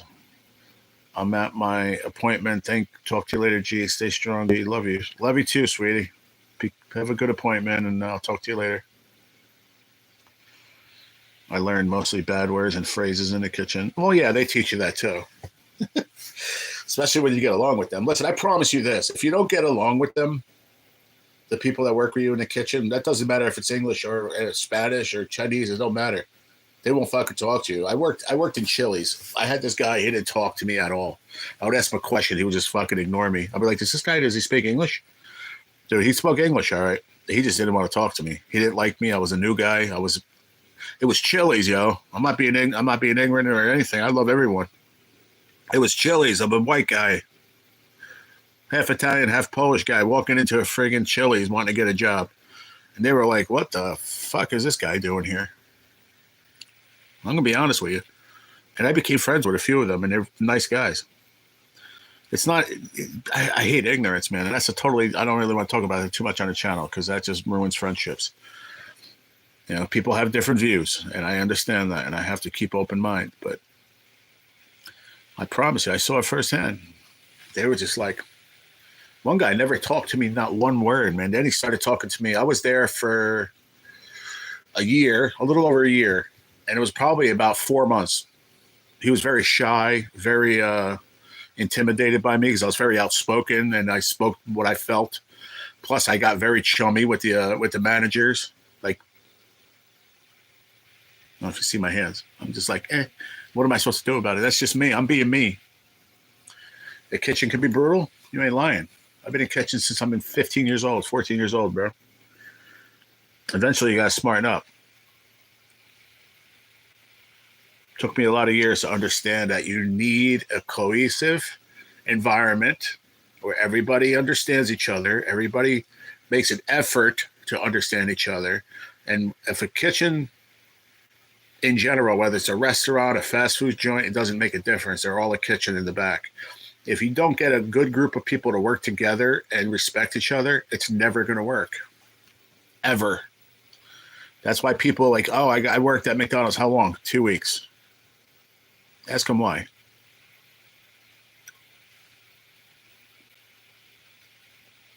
Me, for many, many years, it was my mouth. I didn't give a shit. If I thought I was right, I said it. I've learned in my later years of life to just shut the fuck up. No problem, chef. I'll do it again. You're not always right. Even if you feel you are. Just say yes and move on. All the fancy Greek restaurants near the... What? I was reading. A text message came in. And it wasn't for me. That was from the woman that had this phone before me or this number. All the fancy Greek restaurants near the cooks are Mexicans. It's in a lot of restaurants, man, whether Mexicans or Dominicans, a lot. Or work release convicts from the halfway house. Hey, they need a job too. It's the truth, Butters. That's you said it exactly right. But you either get on the same page or you're out. And it is what it is. The reason I didn't work at Chili's anymore, if you really want to know, I never told anybody this story. From day one, I had this dude, Spanish. He was Dominican. And I've told you, I worked with a family of Dominican people at the restaurant. They were like family to me. I love those guys. So it's not about this or that. That one dude saw how I was with the managers, but he was cool with them. He couldn't believe that almost from day one, how cool I was with them. Because I was at that point in my life where, you know what? They tell me what to do. You do your fucking job and shut your mouth. It's that simple. I never used to be like that years ago. I was very outspoken. If I didn't like what you said, I told you, fuck you. Get out of here if you don't like it. All right, see ya. I'm going to pack my bags. I'm out. But I learned through the years. Yeah, Billy, exactly. Like a shitty crew on a fishing boat, 150% in any job. An office job. It's the same thing everywhere, man. If you're not willing to understand the people around you and you think you're better than them or not, it's not going to work. When I was 18, they promoted me to assistant kitchen manager over the older 34-year-olds. They wouldn't do shit for me. But you want to know what? That's the messed up part. And then when you speak up about it, then you're the bad guy. I've been there, done that, man. Been there, done that, Billy O. Not as far as kitchen managers. I mean, I was the head chef at the place I worked at before I got sick.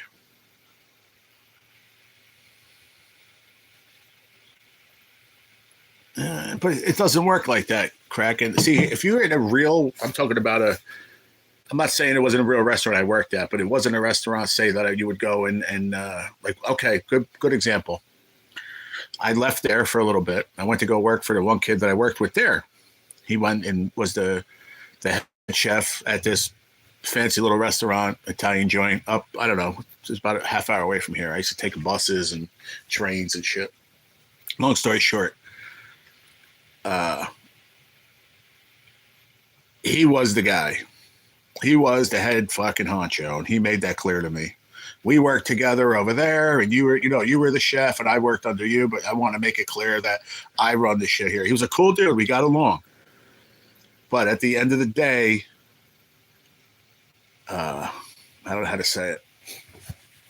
Not meticulous. That's not the word. Place wasn't busy either. So that was part of the problem. But like he told me the one day to clean out the bottom of the thing. It just, wiped out the bottles. I forgot one day. Dude, call me when I was fucking home. We weren't friends. I worked there. He called me fucking when I was home. They're like, yo, bro, I don't understand why you didn't clean the bottles. I'm like, you couldn't tell me this tomorrow when I came to work? Like, you kidding me? You call me fucking home? Do I call you when you're fucking home? You know what I mean? That's bullshit. And then it just went from escalated from this, and this. And at the end of it, we're friends again now. He told me that, and he left the owner because the owner was a dickhead. But at that point, he was sucking the fucking guy's dick, pardon my French. That's how, like, he fucking worshipped this guy. And then he called me a couple months later, like, oh, man, I left this guy because blah, blah, blah, blah, blah. We're friends now. But he told me that it was the owner that used to get on him because he's like, oh, he'll never say anything to you. He'll always get on me about it. So I'm like, it's kitchen bullshit. In a way, I'm glad I don't do it anymore, but I wish I was working. Hopefully that makes sense. Isn't it like a shitty crew on a fishing boat? After 34 years, I've come to the conclusion that my kids will never understand the English coming out of my mouth. That's funny. Right? It was an Outback. Huh? Oh, it was at Outback Steakhouse. Is that what you're saying, Billy?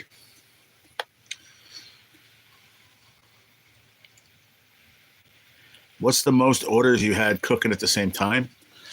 Ooh. At the same time? I don't know. I had like 14 burners. I don't know. Hold on. Let me see. 15 burners.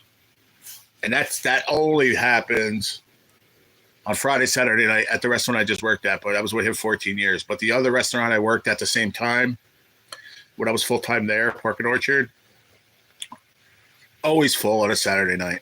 And we would do 400, 500 people every night. All right, Chris, I got you, man. Make yourself something to wrap. I got you, brother. They worked it out back. I got you, man. And you know what I learned? I'll get back to what you were saying, Ron, but I have to just address that real quick. You know what I learned is that corporate world wasn't for me. I'd rather work for an independent owner any day compared to going to corporate world. But I wanted to go to it just to experience it in my life. I said, I want to go, get out of this mom and pop places, go to a place where I can move up, make more money all the time. Those corporate worlds, that's what they do. They give you money, every quarter or whatever it is. And not a quarter, but every quarter they would give you extra money. And then my goal was to do what you did, was to become a manager. But I didn't want to be kitchen manager. I wanted to be like a manager of the store. That was my ultimate goal. And they didn't offer me either one of those. And I got into that fight with that dude. And long story short, I don't work there anymore. Corporate told me I couldn't work there anymore. Not my managers. I still talk to two of my managers from there and two or three of the people I worked with. But corporate looked at it and said, "Well, you both were wrong. You're both gone." Tell you, corporate they don't take no shit. But let me go back to what Ron said. 732 was one of my pet pick 3 numbers when I used to play the numbers all the time. And the reason I came up with that number is because the first year that I worked at Park and Orchard, the restaurant, I worked on Sundays, and I was the plater expediter. That was my job on Sundays before that too. So I did that. I mean, that was my job on Sunday. Thursdays and a couple other days I sauteed, and then I worked the chef in the back. But then Sundays I plated and expedited. Every plate came to me. I had to put all the sides, whatever, the pastas, and I gave it to the guy, the runner, the waiter, whatever, and he would take the food out. So that first Mother's Day, we did 732 dishes, 732 dinners. It was insanity. But back in like the 80s, it was a strictly vegetarian joint. And I think they introduced meat in like the early 90s, and the number started going down. They used to do like 1,100, 1,200 on Mother's Day. Insanity. They do it in like 2 or 3 different shifts, different crews, because the one crew couldn't do it the whole day. It was too much. It was insane. I know that sounds like a lot, especially if you know about that business, but it was true. Like I did the first year 732 on Mother's Day, and we were closed by like 7 o'clock. 6 o'clock, I think we closed, actually, not 7. So think about that. And like 732 dinners in like a 4-hour window. That's a lot, man. Ron, I used to be great at it, man. I used to love sauteing, man. I loved it. I mean, I would have friggin' like 3. This is how they would call it out. I need 3 picatas, 1 over, 1 no this, whatever it was. No fucking parsley. You have to remember all this shit. I don't know how I used to. So 3 picatas, 1 over, penne, 1 no parsley. So that meant the 1 goes over pasta normal, the other 2, whatever, and 1 no parsley. Well, on that, and then 3 gumbos, 2 duck, and 4 crawfish pasta. So whatever that adds up to be, there might have been another one on the end. Okay, yeah, chef. Boom. Done. Put it in a plate, hand it to the guy. That's it. That was me, the guy who they'd hand it to, and then I would I would make sure I cleaned up the plate, and then put whatever it was. It was a side of pasta for that one particular dish. I'd put that there, or if there was we had this thing called it was like a puree, like a vegetable puree. It was orange, so we put that on there. We call it orange baby food shit. But he put that on. It was very, very good, actually. That and like rice on a lot of dishes. And then we had a stir fry guy, so his shit was coming at me, plus the other guys. Then the middle guy on the grill was sending me the fucking steaks. It was a lot of fucking work, man. Nobody wanted to do fucking plating. No one. But a few people were really good at it. I did the salad station, and I sucked at it. I thought I was doing good, but they said, no, you're not good. I thought I was good at it, but I wasn't. There's a certain aspect and flow of the kitchen, and I screwed up the flow when I worked on salads. I thought I was going as fast as I could, but I wasn't. You did salads, you did a couple of cold appetizers, like salmon carpaccio, tuna carpaccio, salmon, smoked salmon. We had a smoked trout. We had a bunch of different stuff, too. Dumplings to order. It's hard, bro. I miss those days, though. They were fun. What did I miss? I missed a lot. The Fish House restaurant here does a $1,200 just for lunch. Okay.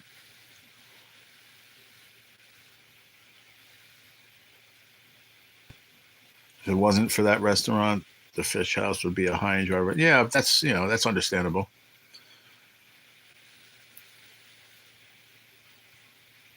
But what did they sell there?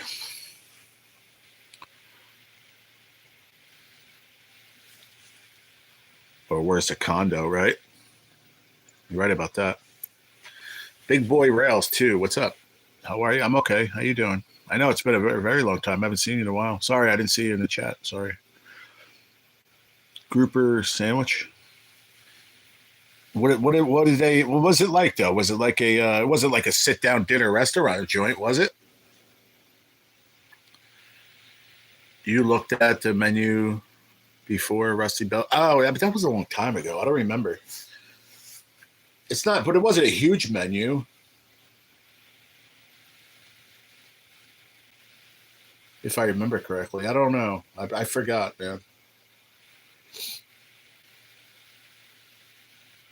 If you feel like it or whatever later, just send it to me again. But I'm curious to look at it. It'll give me something to think about fucking what I used to do.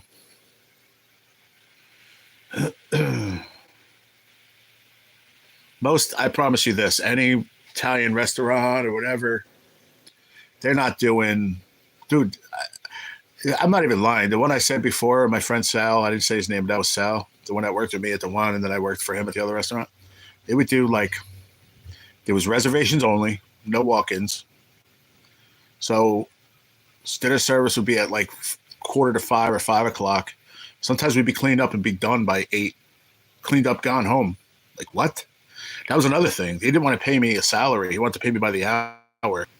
And I was like, no, that's bullshit. I don't want to be paid by the hour because I would come in. He'd have me come in at 3, prep for 2 hours, start dinner, and there'd be no tables. This is like on a Tuesday or Wednesday. And like, oh, we're shutting down. That's the last table. All right, okay, you guys can clean up and go. It'd be like fucking 7:30. I'm like, what's the point of me even coming in? It's costing me more on my friggin' either Ubers or the train and bus. I'm like, it's stupid. It wasn't right around a block from my house.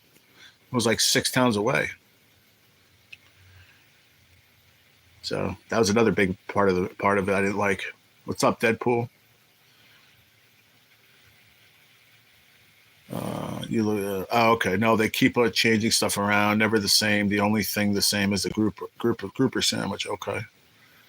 Time flies in a properly worked kitchen, I'd imagine, and just the opposite in a broken one. Yeah. Oh, yes. Because you have to keep remaking shit. It just slows everything down. So that's why you want everybody to know the menu. Hence why no matter how many times I left, Annabella's that I talk about all the time, he always brought me back. Whether it was a disagreement of whatever between me and him, it was always like, all right, man, I got this guy here, Jerry. He doesn't know what the fuck he's doing. He says he's a chef. He worked with this one. One guy came in and said he worked for Bobby Flay. He couldn't make a shrimp scampi. I remember he called me, he kicked me. I said, Jerry, come back, bro, please. And then other times I begged him to take me back. It's 100%. But it's because I knew the menu, inside and out. It would take me probably, just because of my memory right now, I wouldn't be able to do it. But even if I was never sick, it probably would have took me about 2-3 shifts and I would have been back to full speed. And maybe not even that much, maybe one night. What's up with you, Deadpool? Good to see you, man. I know you were here just before, right? Or was I making that up? I thought I said hi to you before.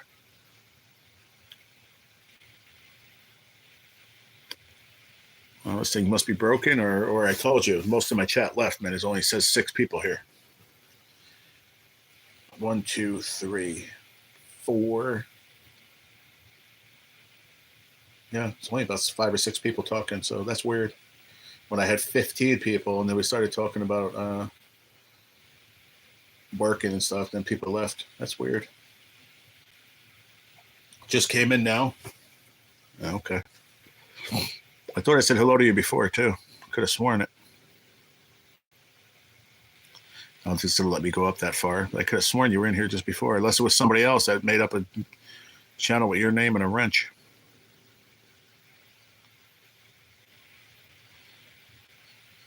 Oh, I don't think it's going to let me up that far.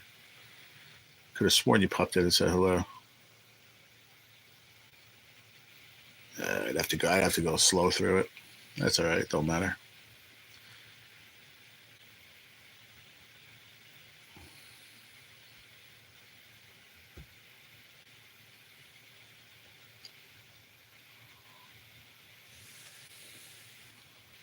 Did Deadpool stop in before, Chris, or am I losing my marbles?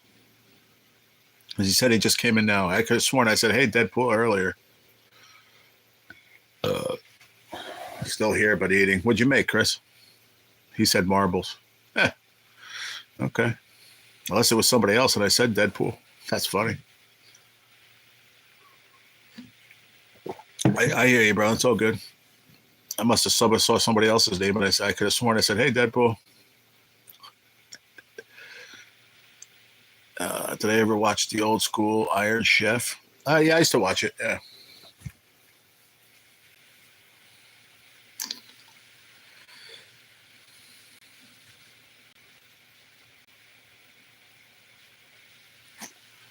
Just finding a nice chunky grouper sandwich is becoming quite a chore, especially here in Florida. Yeah.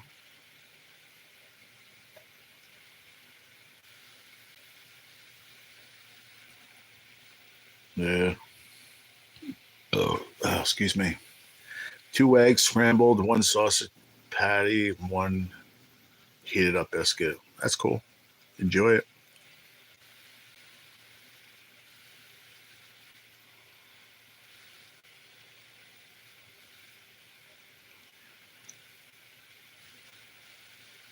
Frenchies. Yeah, I hear you. Which that means to me, Billy, is the commercial fishing is fucking terrible. Like the guys that go out there with the nets and stuff. Is that what you're talking about? Because you said the government don't know how to manage a fish.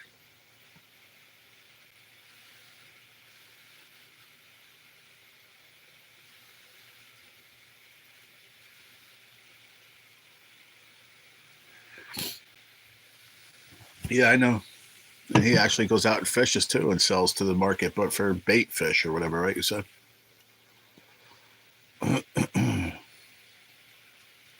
No, the shrimp. I mean, it's for bait. Well, you fish to bring fish to the to sell.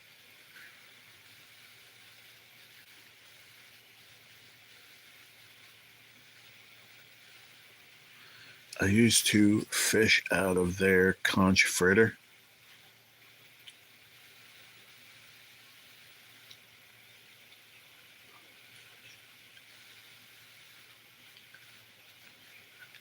Oh God, I could just. Oh God, definite. If you would puke for sure if you smelt that. Oh my God, that's disgusting, dude. Guy should have put like a trail cam or something just to see the dude's reaction.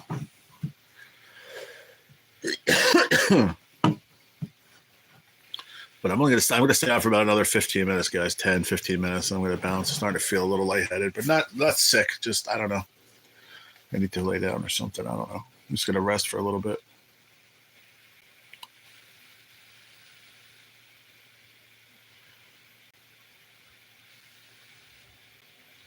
I really wasn't even going to come on this long, and I've been on for 2 hours. Well, great conversation, everybody. I love when we do that. That's awesome. I love when we get on good conversations. I know the first part of it was me about all my disease and everything, but it is what it is. Oh God. Oh, you know what? I didn't take, but I only have one little half of one left. Is amlodipine. I only have one little piece, but amlodipine stays in your system for like 8 to 10 days. I never knew that. I'm hoping that my pain and palliative lady can put a script in for me to get them tomorrow, but because my other doctor deals with it, but need to transfer. He got off the boat he was on and never came back. Crackhead. That's a good way to get rid of him. That's for sure. He might have threw up so much he just sobered his ass up. He said, "That's way worse than grumpy old men." That was just one little fish.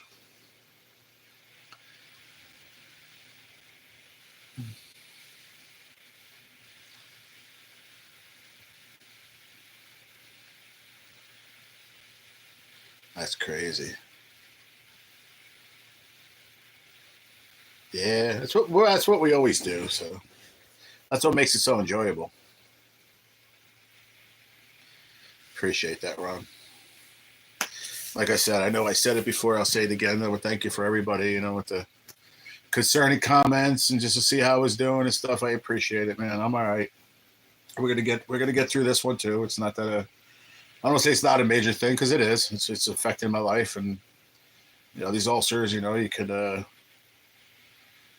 mess you up. Oh, I forgot to say too. My hemoglobin was high as it's been ever. So even if it is an ulcer, it's not a bleeding ulcer. So that's a good thing from what she told me. She said that blood could have been from who don't know why. There's nothing in my insides that's bleeding. So that's a good thing. I wasn't there when he got back, but I imagine it was an awful, horrible ride wherever he was going. Dude, I would have been like freaking taxi.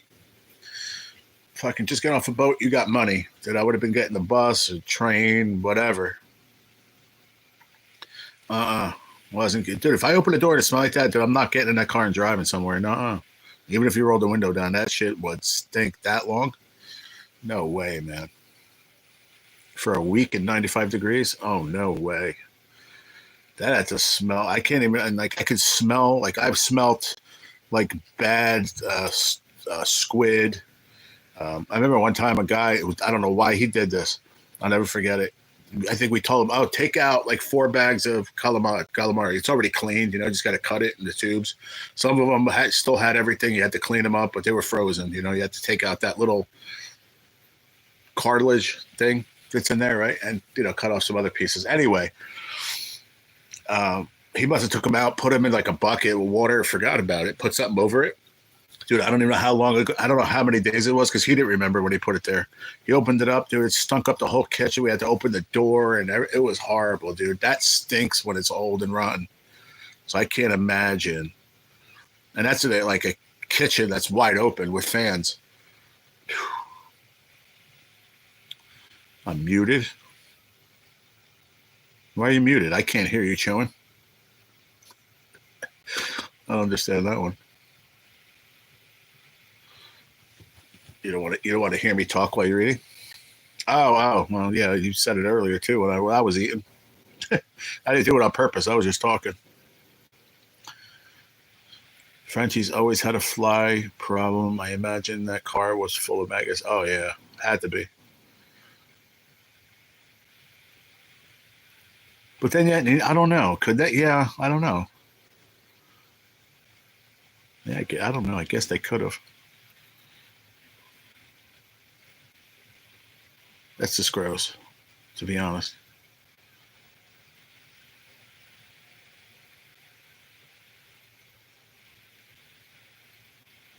Thank you, Billy L. I appreciate that, brother. I really do, man. We're gonna just, I'm gonna monitor it with these meds. Like I said, I knew there was 2 that they said. One of them is a liquid, which that was supposed to help even more. It's supposed to coat my stomach, like a Carafate or something like that. I think it's called. It's something like that. I forget the name, but I got to go pick that up at a different pharmacy tomorrow on my way back from the cancer center.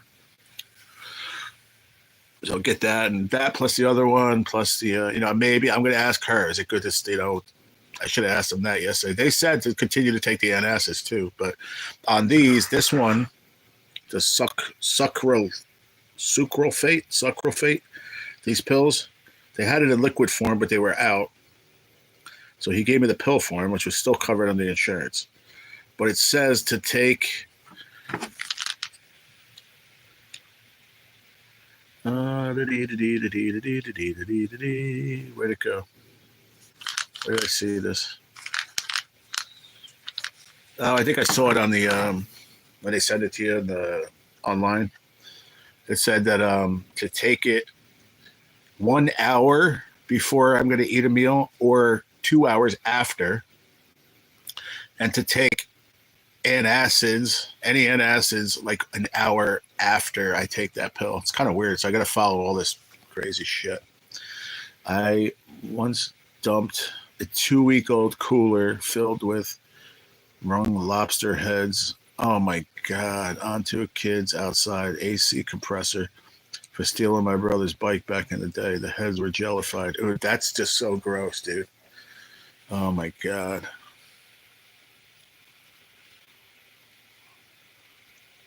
That's just nasty, dude. Ugh.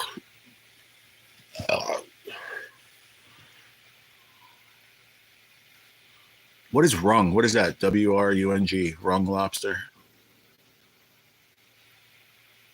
Rung lobster. What is that?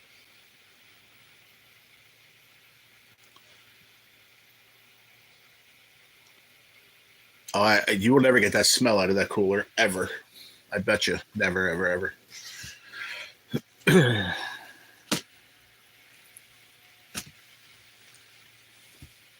I bet you never.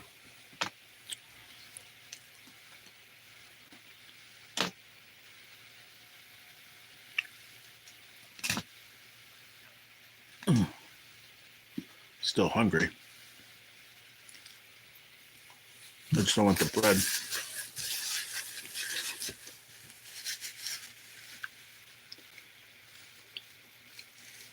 I bet you that cooler would never ever have gotten smelt the right way.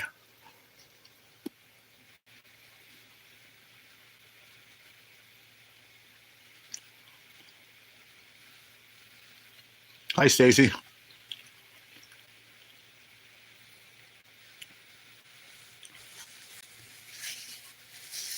Oh, that's the name. Oh, okay.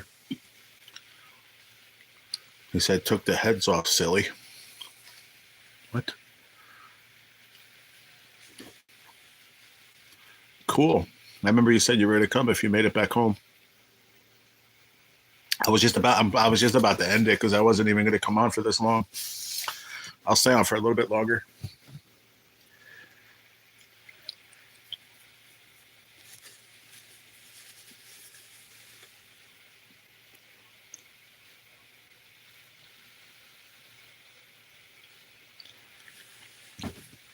And on top of it all, I lost a tooth. Feel weird about it. But it broke the other day. I was eating French fries out of the French fryers. I said French fries out of the air fryer. And it was like the second or third French fry I ate. Dipped it in ketchup, put it in my mouth. I'm like, oh, that's hard. What is that? It was my tooth, but it chipped. So there's a little sharp edge. And it's not ready to come out.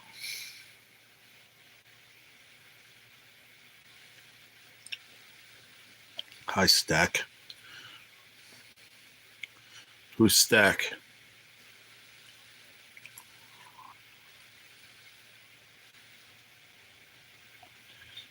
Oh, okay. Oh, so you're not done yet?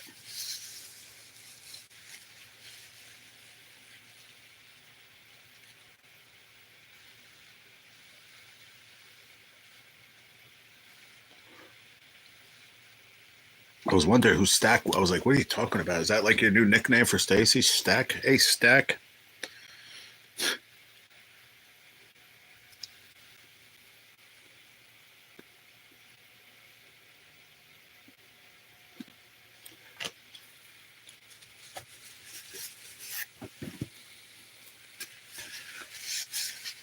Oh, I can care less that it's gone, but it's just the way it broke. There's like a little edge there, and it's like rubbing on my tongue, it's pissing me off. And there's like a little sore on my tongue now.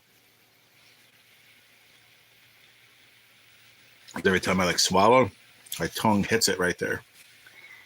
So I don't know what I'm gonna do.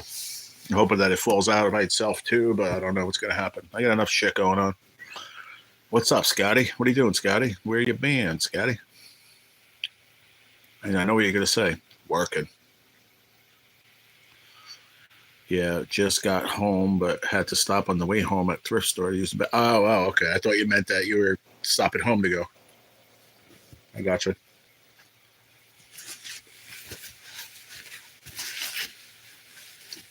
Is Austin going live? I know I was watching the end of it last night. You said something about you guys were going to go live all day or something.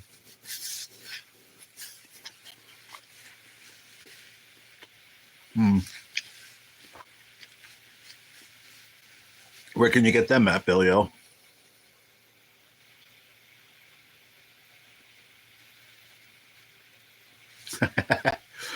Hope nobody went in there for 35, 45 minutes.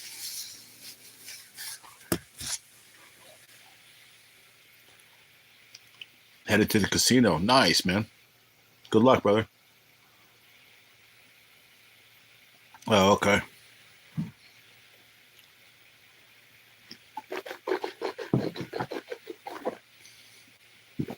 Uh,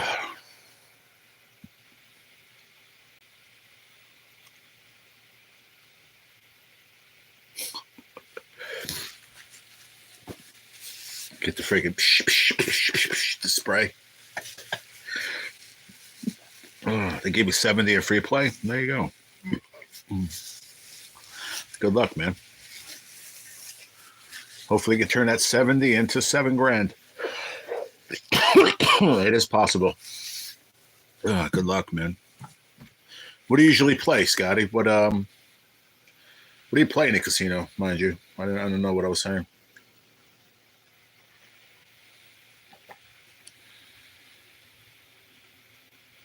Just light a match. Yeah, that's the best to cover up a lot of shit, too. No pun intended there. Yeah, this shit is sharp. It keeps hitting my tongue. On Amazon? Definitely have to check that out, dude. For real. What is that called? Dental file.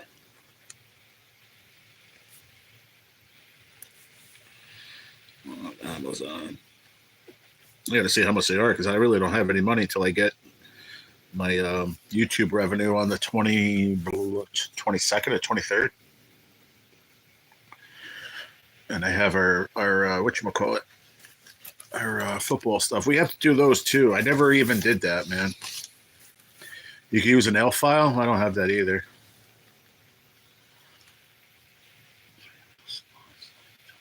Three-wheel slots like Double Diamond. Oh, okay, cool. You don't play like Buffalo or any of those games?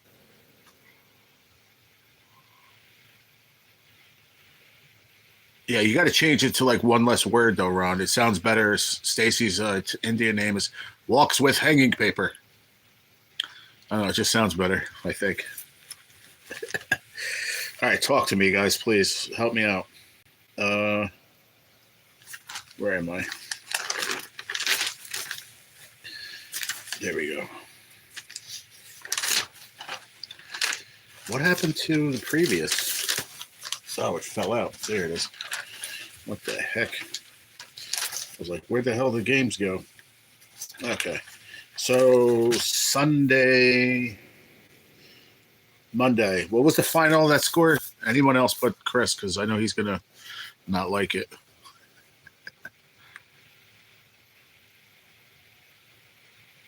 Cigarette smoke and a big dookie smell like victory.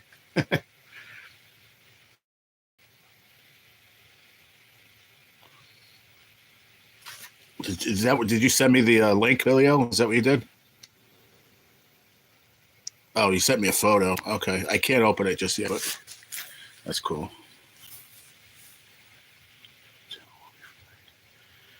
Those are way too high in volatility. Volatility? What are you talking about? What does that mean, Scotty? 27.9? Thanks, dude.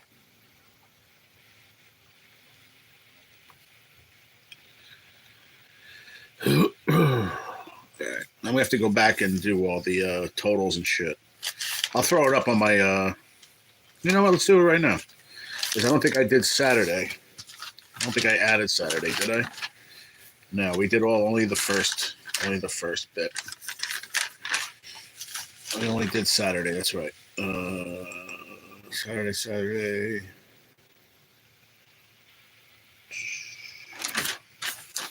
Where's Sunday? There we go. So we got. Stay on. We're gonna stay on for a minute. We're gonna figure this out real quick.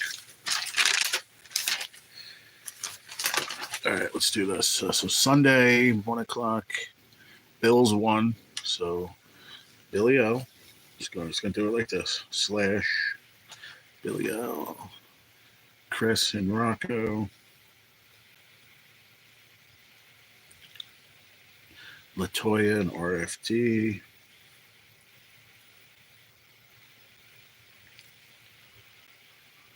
David Clark and Duke City.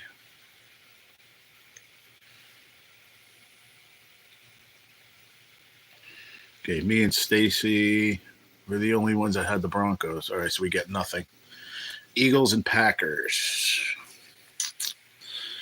All right, so everyone gets one except for me and Latoya gets another one, okay? Except for me and Latoya, right? All right, so Vike gets another one. Why didn't I do one for Vike? What happened there? Oh, I missed Vike. All right, I just got you on that one. All right. I didn't see you on the first one. Gotcha. So everyone but me and Latoya. Okay. One, and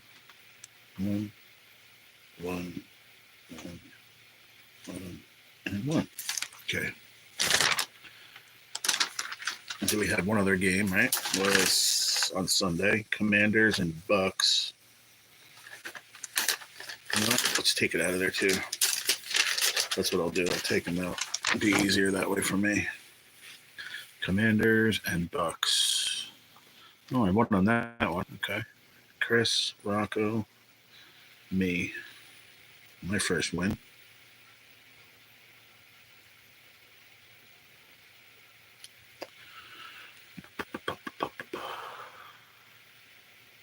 That means that you're playing more for the jackpot than mine has. Oh, okay. I got you. We'll wipe your bank roll out really fast. Sorry, I'm using speech to text, so that's why things are coming out. I got you, Scotty. No worries. I chew on finishing nails to smooth out tooth edges. All right, cool. Where was I? I just shouldn't have. That was stupid to do that. Oh, now I just screwed up. What did I say? Chris, Rocco, and myself. That was my first win, I said, right? Yeah, okay. Chris, Rocco, and myself, right? RFD and Vike.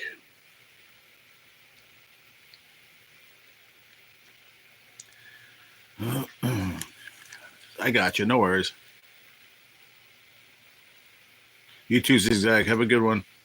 I was going to finish up this football thing, and then I'm going to bounce too. Where are we here? Bucks, Billy L.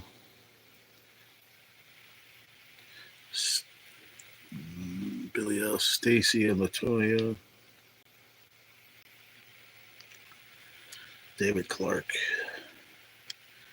Duke City. Okay, and just Monday night, and then we're done with all this. All right, RFD. Who won? The Rams. All right, just Stacy and Latoya won that one. Okay. All right, so who's in the lead right now? Nobody. We got 5 wins is the most so far, and that's David Clark, Latoya, and Rocco. And then we got 4 wins. That's Vike, Chris, Billy L, RFD, and Stacy. And then 3 is Duke City. And that's it. And then 2 is no. And then 1 is just me. I only got 1 win so far. I'll write up the other ones and we'll do it. I don't know. We'll probably do it Friday. All right. We'll do that on Friday. I'm going to get rocking and rolling, everybody. Starting to feel a little lightheaded. I just want to lay down for a little bit. Excuse me. Excuse me. Yeah, I only got 1 win, Billy, so I'm pretty much out of it already. Unless I go on a run here. But we got a couple rounds to go, so we'll see how it goes. Take care, Chris. Ron, take care, buddy. Everybody have a good day, man. I appreciate you guys. Stomach's hurting a little bit on the one side, too, man. I don't know. It's probably one of those ulcer things they're talking about, ulcers, whatever, because it's hurting a little bit after I ate. You too, Billy. I appreciate you, man. I'm gonna go lay down and rest. Bye, Stacy. I'll talk to you later. if you guys go, if he does go live, let me know and I'll jump on even if I'm just laying down. Yeah, they're gonna be Chris, but I'll write everything down and have it ready by Friday. But I'll see how I feel tomorrow morning. I should be live back to normal time. I want to see how I sleep and how I feel and everything. All right. We'll see what happens, how it goes. Because oh no, wait a minute, no, tomorrow I'll go live, but not for that long because I have to go to my pain and palliative. I have to be there at 11, so we got to leave here at like 10:30, quarter to 11. So I ain't gonna stay on that long. All right, depending on what time I get on here. So whatever it is, I have to be done by 10:30 because I got to go to my pain and palliative tomorrow. One last thing, G. I will say it one more time. I feel that things are going to work out for the best. Thank you, Ron. Appreciate that, buddy. Okay, everybody, we're good. Thank you, everybody. Have a good one, and I'll catch you on the next one. All right, peace out.